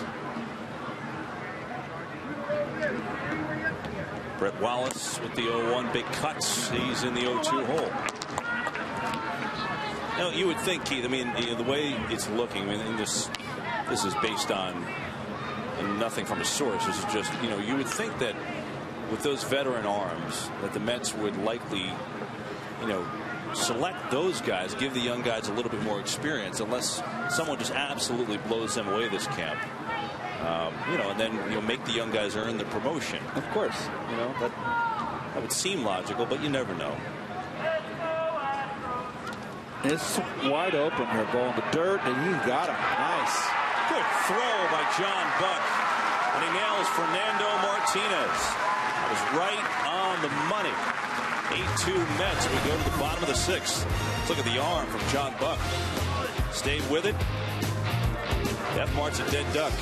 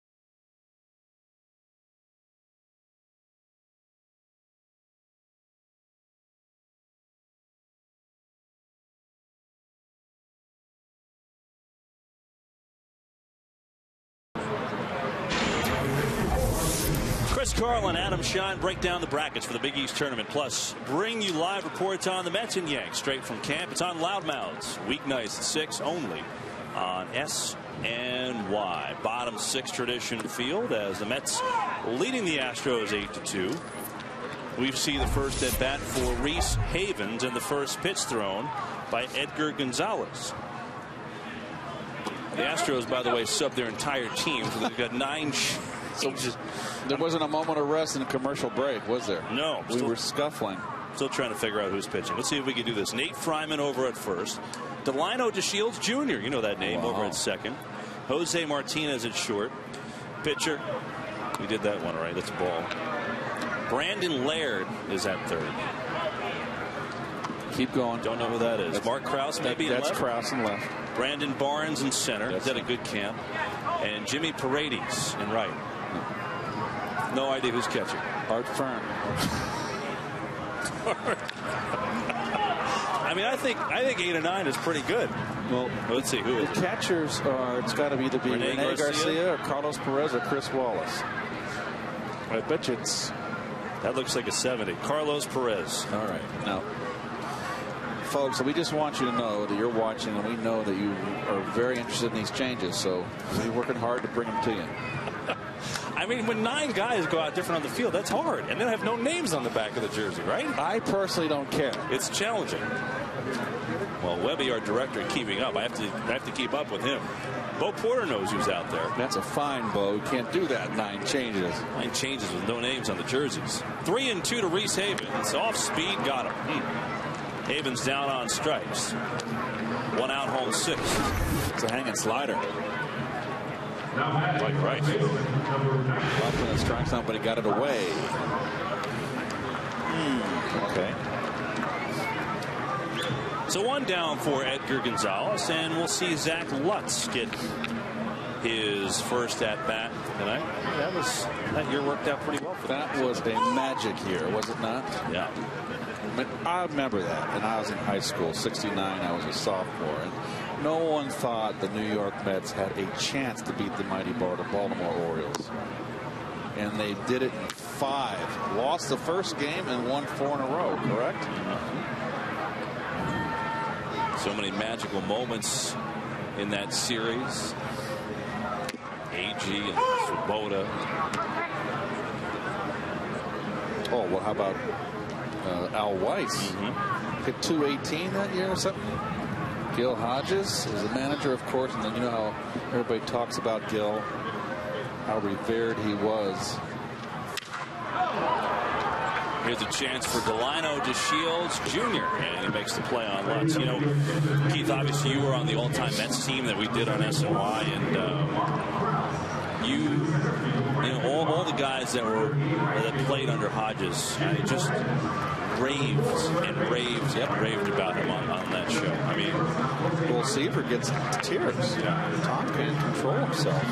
And remember, Gil was a catcher and became a first baseman and was an outstanding glove. And we look at the numbers, the Gold Gloves. He's made himself into a terrific first baseman.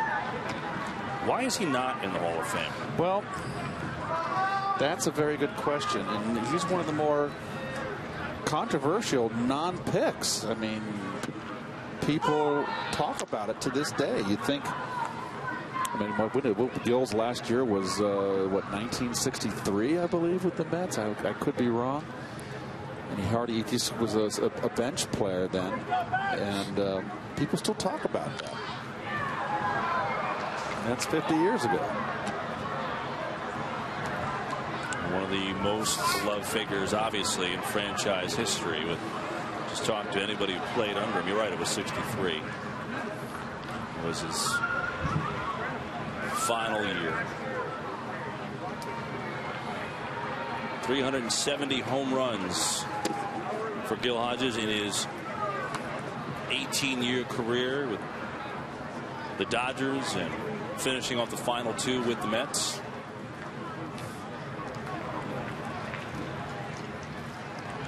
Two and 2 to Mike Baxter with 2 down, bases empty.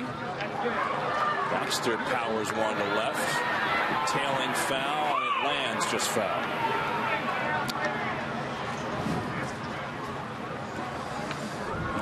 The Mets, when they made the move with Gil, I mean, Casey was such a character and such a personality, and the organization felt then that they had the guys that were there, the youth, and that the organization needed to take a serious turn. And when Gil came over to manage, it gave him that credibility. And he was the beginning of the Mets turning it around, originally turning it around. I mean, they were the sad sack Mets, of course, for how many years? But of course, Seaver came up, Kuzman in that time, Gentry. And there's Mr. Seaver. Bud Harrelson, a part of that team right there on your left. They were all youngsters coming up. And it was a crop that was going to feature world champions.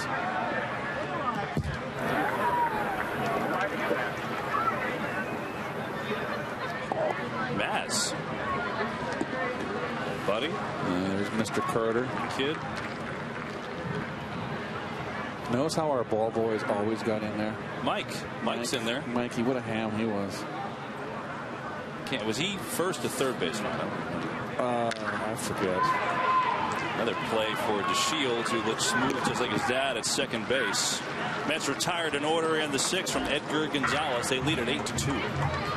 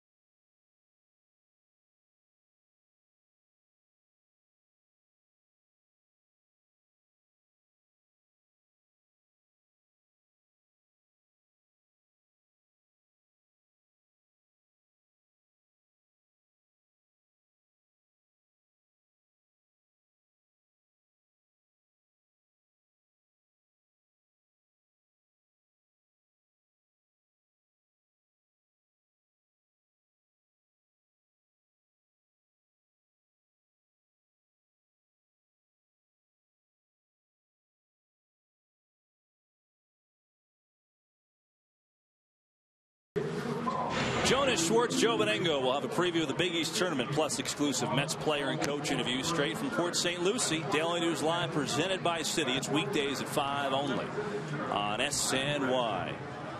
Colin McHugh in the pitch for the Mets. 5th pitcher of the day for Terry Collins. Well, McHugh has an outside chance of making the ball club, and he had a couple. There's his numbers last season with the Metsies. And here are the changes. Go ahead, Kev. Take it away. That's your job. I think just Juan Lagares, the only change this inning. He's in center field, so Matt Den Decker comes out of there. They gave us a break after the Astros changed the entire team last inning. They sympathized with us. It was very helpful. I appreciated that. So now Brandon Laird will lead things off against Colin McHugh. Good inning of relief, by the way, for Brandon Lyon. 1 strikeout, no hits. Made quick work of the Astros in the 6th inning.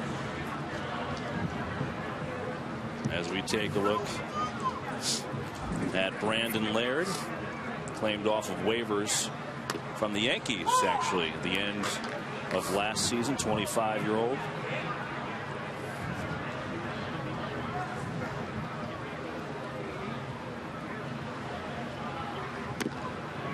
Takes breaking ball for a strike. Laird actually got in 17 games with the Astros in September last year at .257. Did have a home run, drove in 4. 27th rounder of the Yankees back in 2007.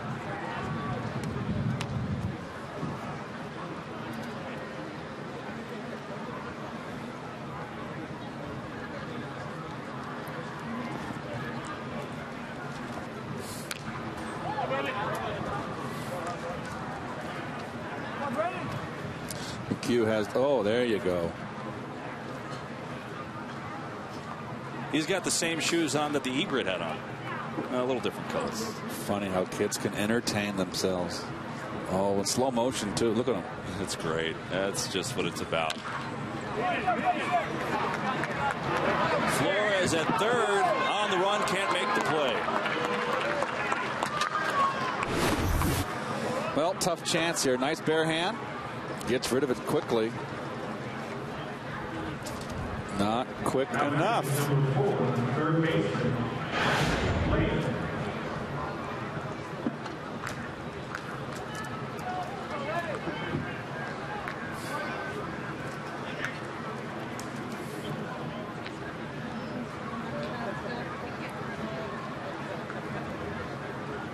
So this is actually Laird. Barnes is the guy on first base. He's the guy that came in to play center field. As Laird hits now and takes a strike. Apologize for that. So Bo Porter not only changed his whole squad last inning, but he didn't put them in the same order. It's very, very confusing, Keith. And the loudspeaker here, the announcer on the loudspeaker that informs us up here in the press booth about the changes, because it's spring training and there's so many players here, he announced them not by their name but by their number, which we have a sheet here, Kev. Of course, it has the travel roster with the numbers, so we can figure out who they are. I've never been to a ballpark where the announcer loudspeaker announces them by number. Well, he only had a minute and a half between innings. I don't know if there's enough time to actually go through each name. It was an 0-2 McHugh. Pops a nice curveball. It goes foul. Colin loves that curveball. It's his bread and butter when he has it working. Well, the crowd has thinned a little bit here. I think they've seen enough, most of them. I think they're off to catch the smorgasbord that you were talking about earlier.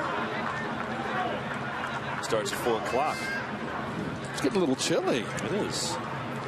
0-2 to Laird. Barnes on first. Oh. McHugh misses everything. Barnes goes on down to second on the wild pitch.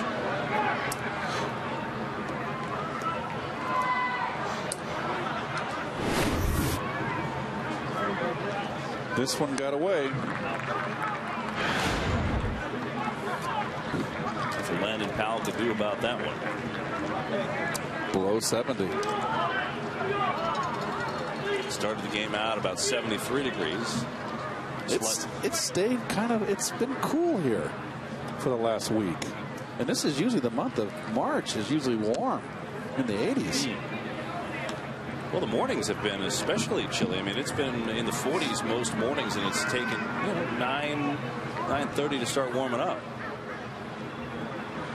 I've actually had to put a blanket at night, which is like so I never have to do that. Another opportunity for Flores, and he throws Laird out with Barnes staying put. One away here in the 7th. Nicely fielded by Flores. Got in front of that ball nicely.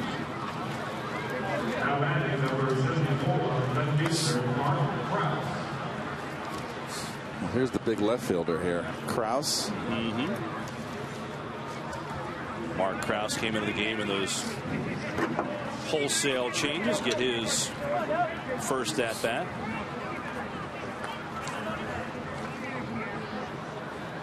Non-roster invitee this spring. He was in the trade that the Astros sent Chris Johnson away to the Diamondbacks mid-season last year. Yeah, Chris Johnson was the third baseman that came up. It had the hot start. Remember, it was 2 years ago for the Astros, and then remember he had the real funky swing. Oh boy, that's a pass ball. That one's going to get by Powell. Barnes thinking about coming home. Took a big wide turn. He's going to stay there. Well, this is going to be a pass ball. I think Powell was totally. Oh, it's a wild pitch. They give it a wild pitch. He had to go a long way across his body for that one. Yep. This is unusual for McHugh. McHugh's a control pitcher. Yeah. He's funny thing is he's off on his fastball. It's the curveball. He's throwing a bunch of curveballs over, but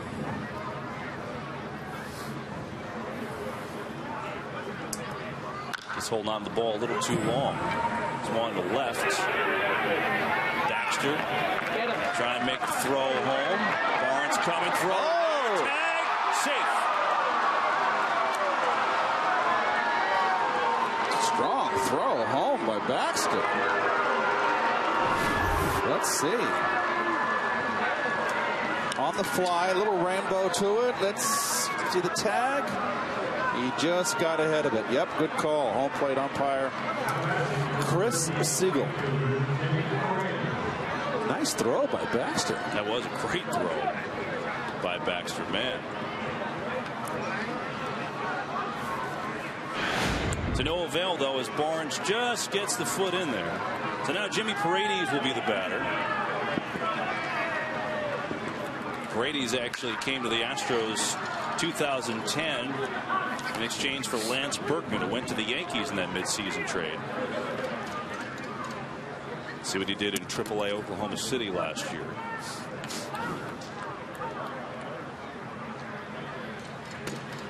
And McHugh misses away. It's 1-1 to Jimmy Paredes. Astros have a run in on Colin McHugh. 2 wild pitches. Man, they're taking away all the egret's fish. And he's sitting in our chair. Baxter retreats. Well, he got turned around the wrong way, but recovered nicely. The Baxter recovers, makes the catch. Astros had a run. Still the Mets in front, 8-3.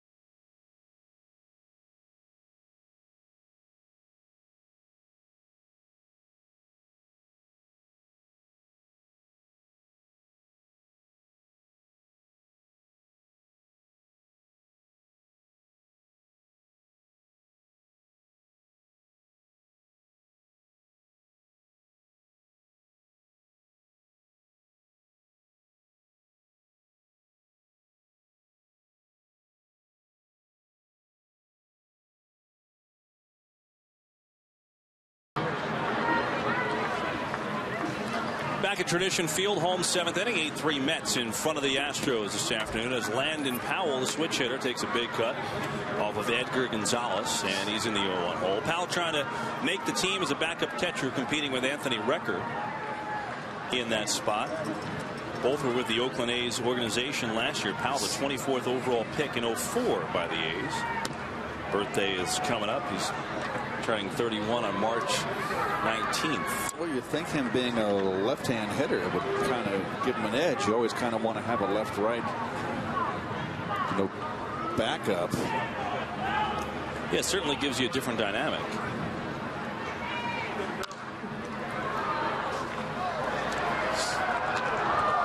Oh, jeez. The ball came back and got that lady, I think, on the rebound. She's all right. No, actually, it just missed her.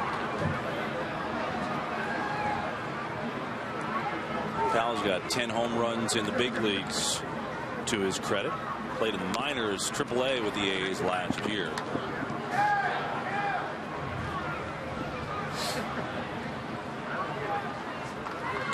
And Powell with a very dramatic offseason. His 5-month-old daughter passed away in January. And you can imagine how awful that is for anyone. And his daughter Izzy suffered from a rare disease where white blood cells can build up in an organ and destroy other cells. Her liver became enlarged. Powell actually suffers from a liver disease as well, something he's dealt with through his career, but he and his wife have dealt with it, I think, as bravely as you can. Andy Martino wrote a real fantastic column about the family in the Daily News about a week ago, and how they've, tried to cope. And well, they're using Izzy as trying to bring awareness to the disease. And Landon, dealing with that fresh wound, trying to make a team. So wish him the best as he makes the out there. First at bat of the day for Juan Lagares. He replaced Matt Dendecker in center field. Lagares, good outfielder, can play all 3 outfield positions. Doesn't have the speed of Dendecker in center. Not many people do, but has good quickness, gets good jumps on the baseball.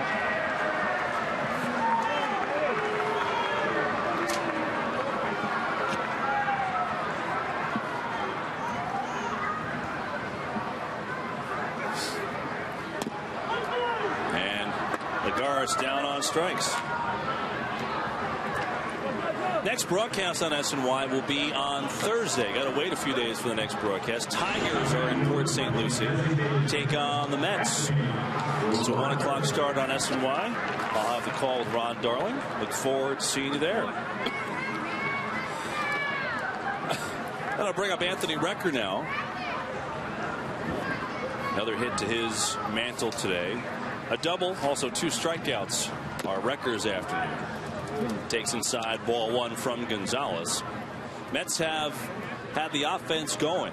8 runs on 11 hits. Lucas Duda had a 3-for-3 day with a double and 2 RBIs. Ike Davis 2-for-2 RBI, 3 runs scored. John Buck had 2-for-3 with a double and 2 RBIs.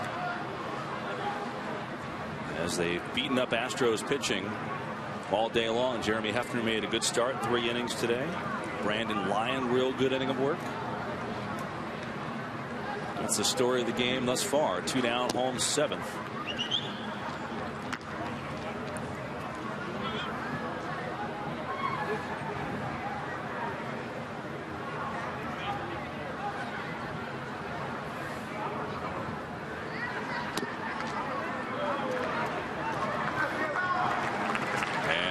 Draws a walk.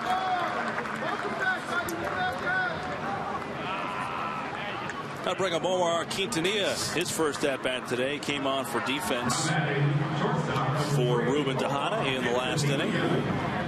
See what he did last year total. Half with the Mets, half with the Orioles after that July trade that sent him to Baltimore.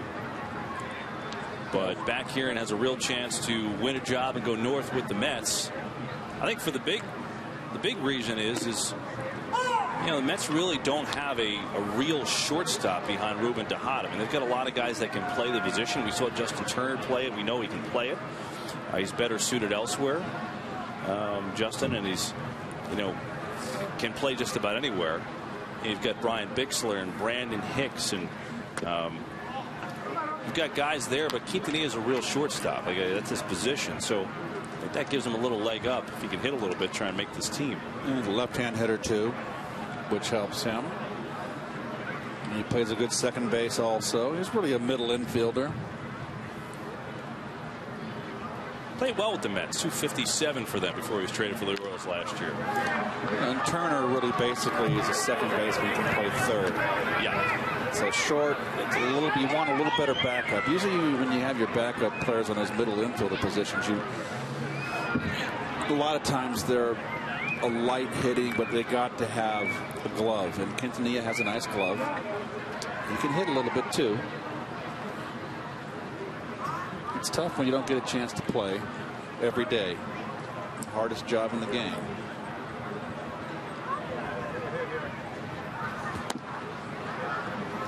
Quintanilla takes. It's 2-2.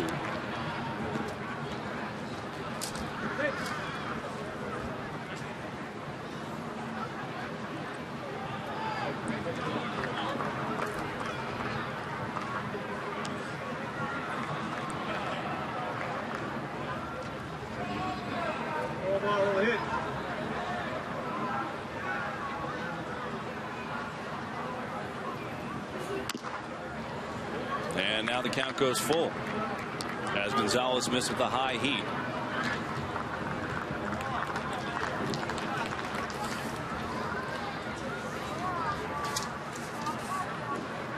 Flores waiting on deck if Quintanilla can keep the inning going.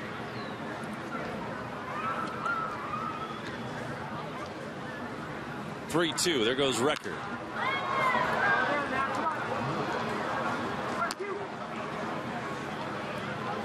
Tomorrow the Mets are at Jupiter to take on the Cardinals. Sean Markham will get the start. See how Markham looks. Remember, he delayed his program a little bit. They're starting in the B game the other day, so he'll get the spring start. The kids having fun catching bubbles out there. Monday at Lakeland, Nice gets a start there. Tuesday, a day off. Quintanilla finds some real estate. He's got a base hit. Tim Tuffle's going to wave Anthony Recker around third. Here comes the relay. And Recker slides in safely.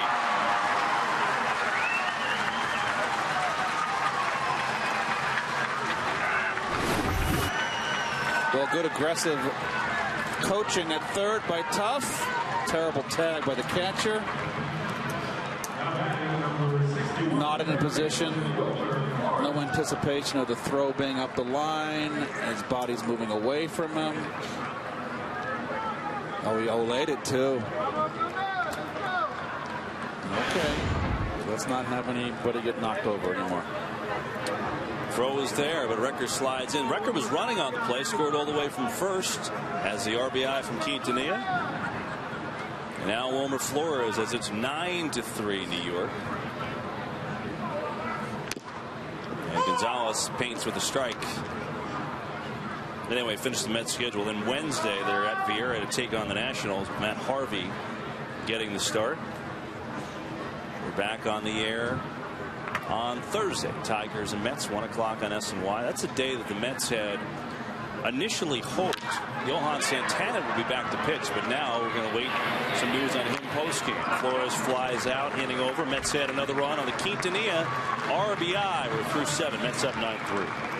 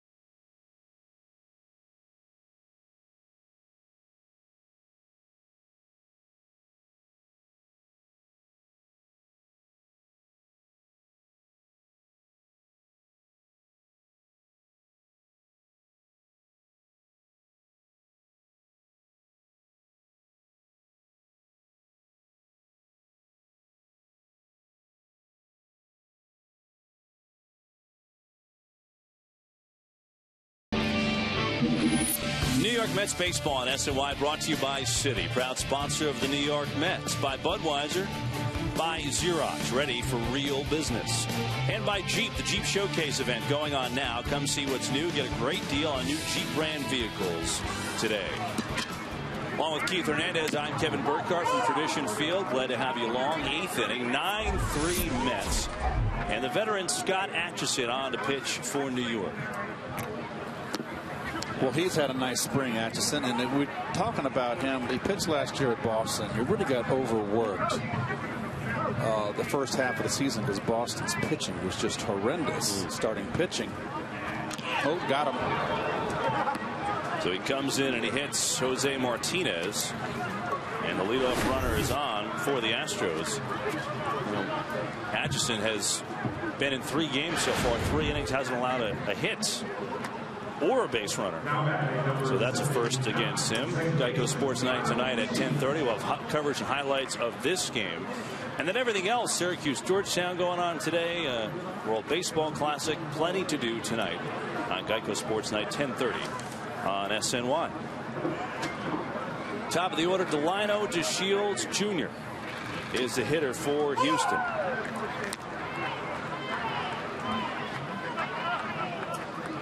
Funny connections, right? We're talking about El Presidente going the perfect game. Of course, Delino Shields, Expo Dodger. He looks like him too. Looks like his dad.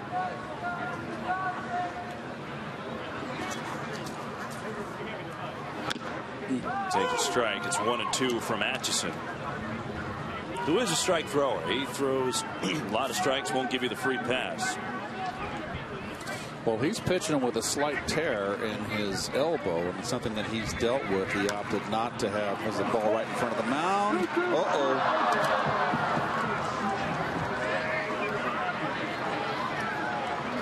Atchison slips on the turf, and it's going to be an infield hit for DeShields. His feet come out right out from under him.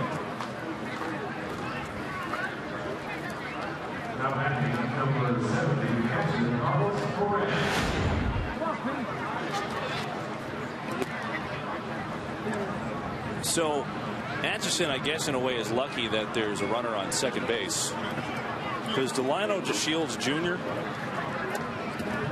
in the South Atlantic League last year in 111 games stole 83 bases. 83 bases.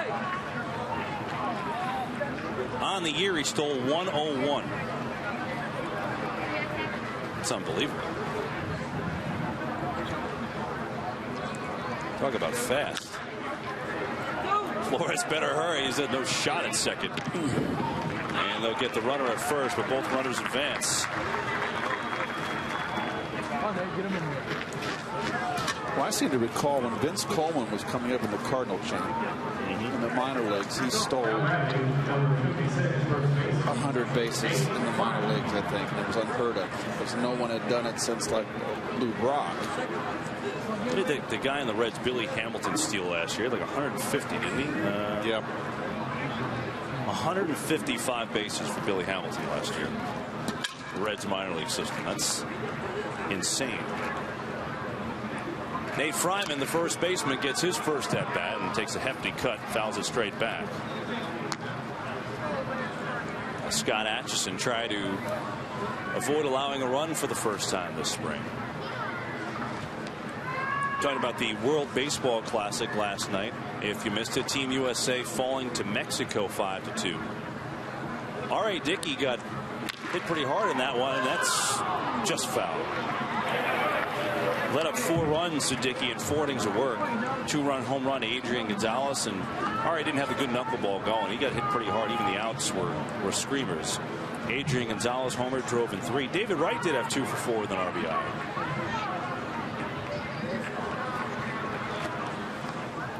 Team USA plays 2-0 Italy tonight.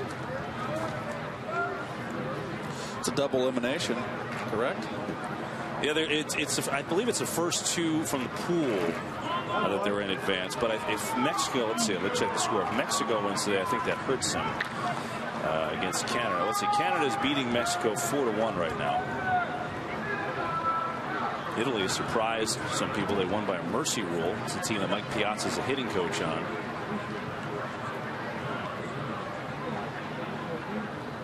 One-two. And that's a base hit. That's going to be a guaranteed 2 runs with the Shields running. That's a 2-run RBI single for Fryman. And the Astros get a little bit closer.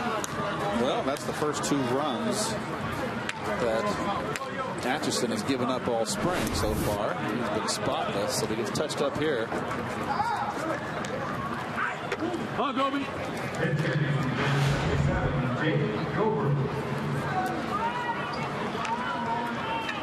Pinch hitter now for the Astros with the DH spot coming up. Jake Gobert is the batter. Facing Atchison, who allowed his first 2 runs of the spring. As a breaking ball is in there for a strike.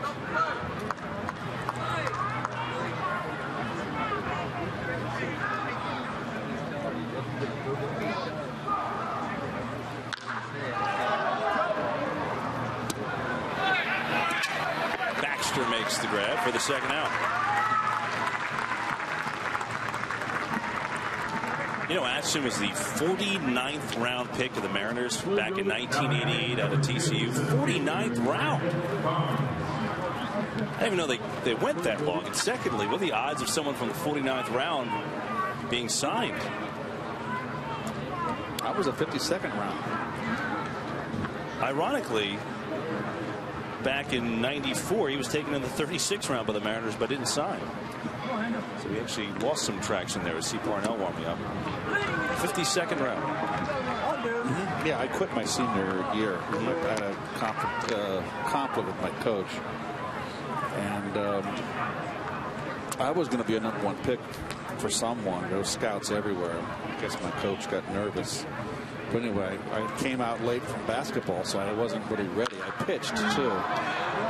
To make a long story short, I was drafted. Oh, I thought the inning was going to be over. Got to know which way the wind's blowing. Those are little things you go up there. There's grass out there. All you kids, when you go out, particularly in Florida, you've got to pick up a couple blades of grass and throw it up in the air and see which way the wind's blowing. And the wind has shifted here a little bit. It's blowing dead in from right now and a little bit towards the first base dugout. So that's why that ball carried into close to the stands.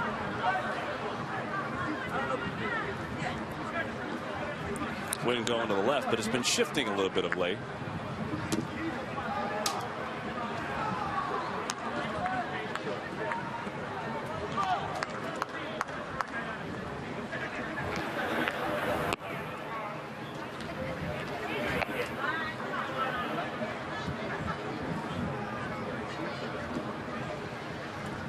One-two from Atchison, and he got him. So Atchison gets out of the inning, but not before the Astros add 2 runs, first 2 against him this spring. 9-5 Mets.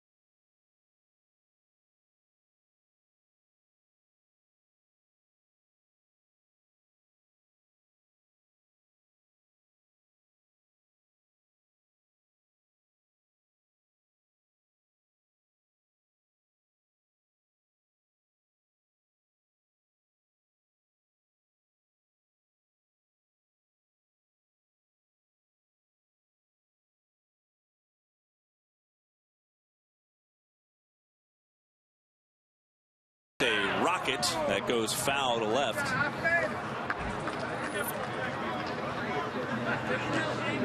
Hoffman, a guy that Terry Collins knew from the Dodgers organization, so there was a relationship there. He's in camp trying to win an outfield spot. Got some power. He's got great speed, too, for a big guy. He can play all three outfield positions. We saw him rob a home run on Thursday. Out in left field.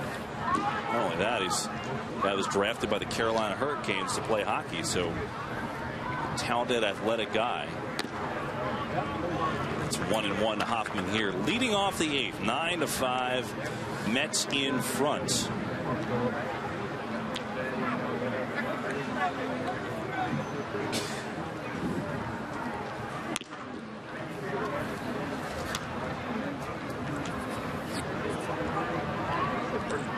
Well, moving right along, Kev. Flying.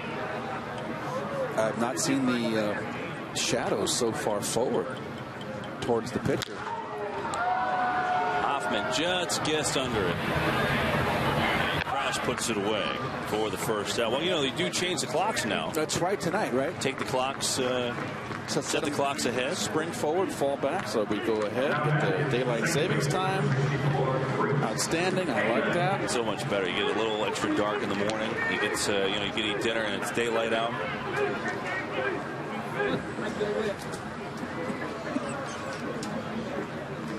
Reese Havens, the batter.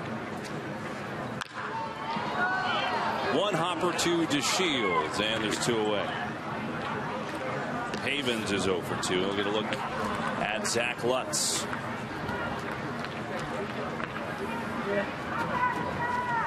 Now batting first baseman number 19, Zach Lutz.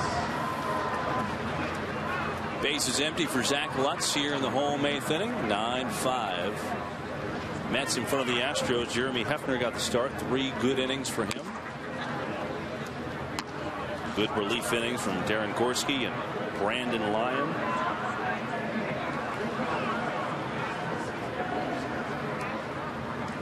Mets have gotten some offense too. Lucas Duda 3 for 3 with a couple of RBIs. Ike Davis, a couple hits, an RBI, a couple runs. John Buck, a couple RBIs. Lutz flies out, inning over. Astros come up.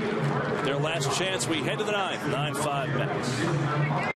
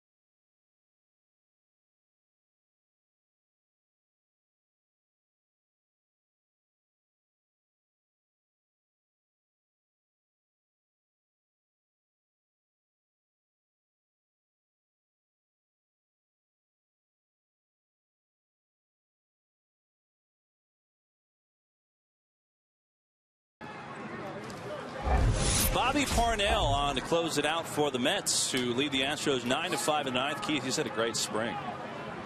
Yes, he has, and he turned a corner last year, I feel, Kev, in that second half. You know, I think we've talked about it before, but for those of you that don't know, Jason Isringhausen taught him the knuckle curve, and he's canned the slider, and it's something he's comfortable with, and you see a big difference. And quickly he retires Brandon Laird for the first out. All right, 2 outs. Yeah, that curveball and the command of the curveball and throwing it for strikes certainly took Parnell to another level. You know, the other thing we saw, Keith, is he dialed back and forth his fastball last year really for the first time. It wasn't always come out and throw 97, 98. He would mix it in and throw 91, 94 and change speeds on the fastball. That certainly helped him. Well, even on the bottom of the dial, when he dials it down, it's still 90 plus. You know, seriously, you know, in mid 90s. So he's capable when he really puts something extra on it, he can get it up to 100. So Mets were very patient with Parnell, and it's paying off.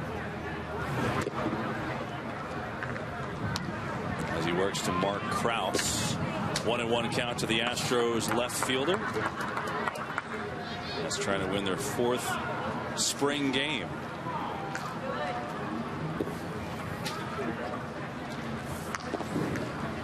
Getting closer and closer to opening day on April the 1st.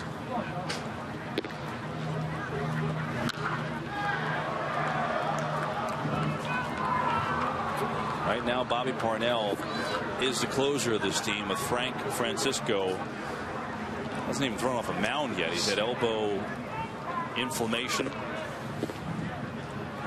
He had a bone spur removed in the offseason on that elbow, and he's just not close. And Parnell's the closer, and you know what? Even if Francisco gets healthy, Parnell could very well be the closer for the rest of the year. If you're trying to build something here, Francisco on the last year of his 2-year deal. If Parnell and Frank can't answer the bell, and Parnell has a good April, they're not going to move him out. Yeah. So it's his job, and there's the punch out. 94 miles an hour from Bobby Parnell, and he's 1 out away from closing it down. Beautiful call. Fastball in and right to the glove, and that locks the hitter up. Good pitch.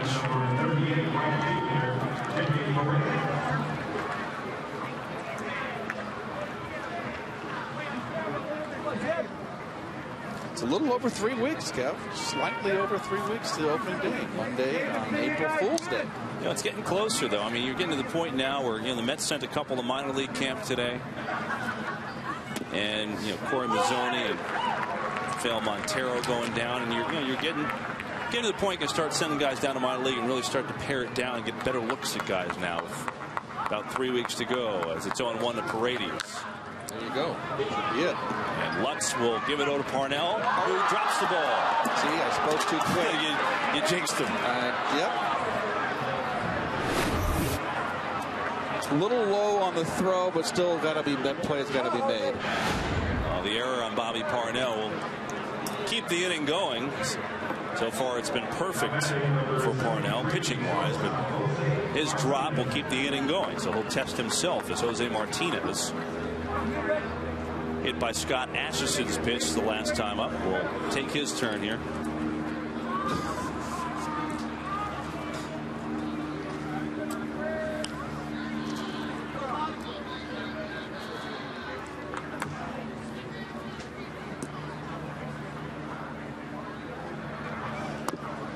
Here goes the runner, but quite frankly, no one cares. All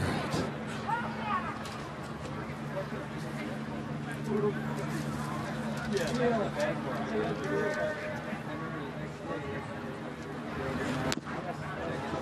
Parnell misses low.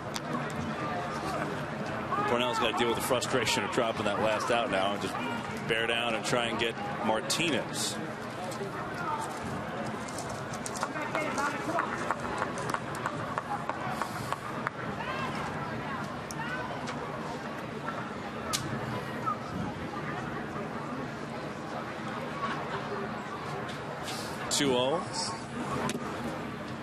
And now it's 3-0. I shot the clown. Everybody's mad at me up here in the booth and in the truck. There's a strike. Send in the Clowns.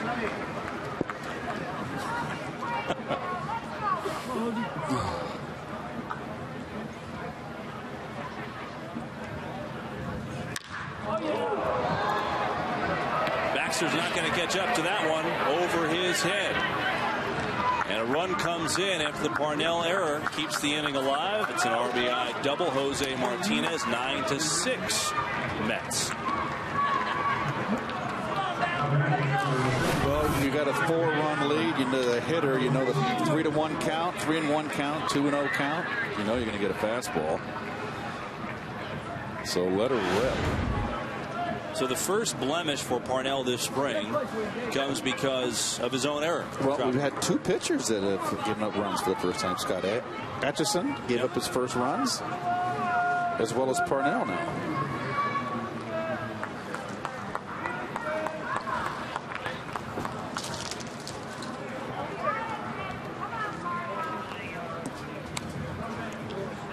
Nice shot. A little strong. We're all getting punchy up here. Everybody. Keith was shooting a paper basket. Our stage manager, Chris, is getting punchy. She's usually very, very serious when she works. She's having a good time, too.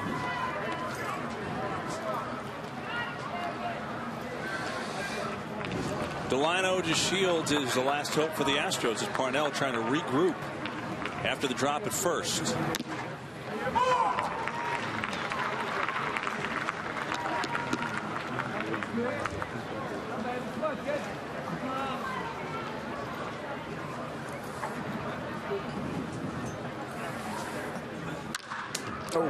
Parnell can't get that one. That's through for DeShields. And all of a sudden, the Astros will bring the tying run to the plate. With the wind blowing out. Well, this is an interesting test for Parnell because he's got to regroup off his own mistake. Well, you know what? It's the point in the game where you got a big lead, throw the fastball. Okay, now all of a sudden the game's on the line, even though it's a spring game. Now you gotta bear down.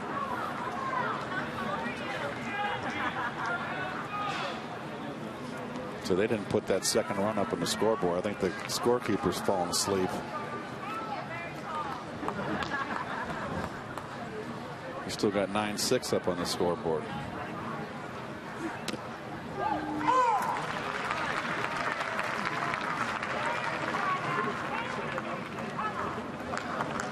Oh, it is 9-6. You're right. The guy didn't score on that base hit. Oh, yeah, boy.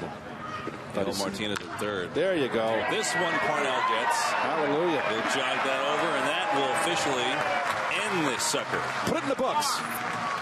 Steal a line from Howie. Indeed, this one is over. Mets get the win, 9-6 over the Astros. Took a little while longer than it should have, but Mets offense comes alive in a big way today. Lucas Duda, 3 for 3, 2 RBIs. A couple of opposite field hits as well. Jeremy Hefner, very good his start today. No runs, just the one hit. And Bobby Parnell comes to close it down. Next broadcast will be on Thursday, 1 o'clock. Tigers and Mets on the air for that one on SNY. For the entire SNY crew, for Keith Hernandez, I'm Kevin Burkhardt. So long, everybody.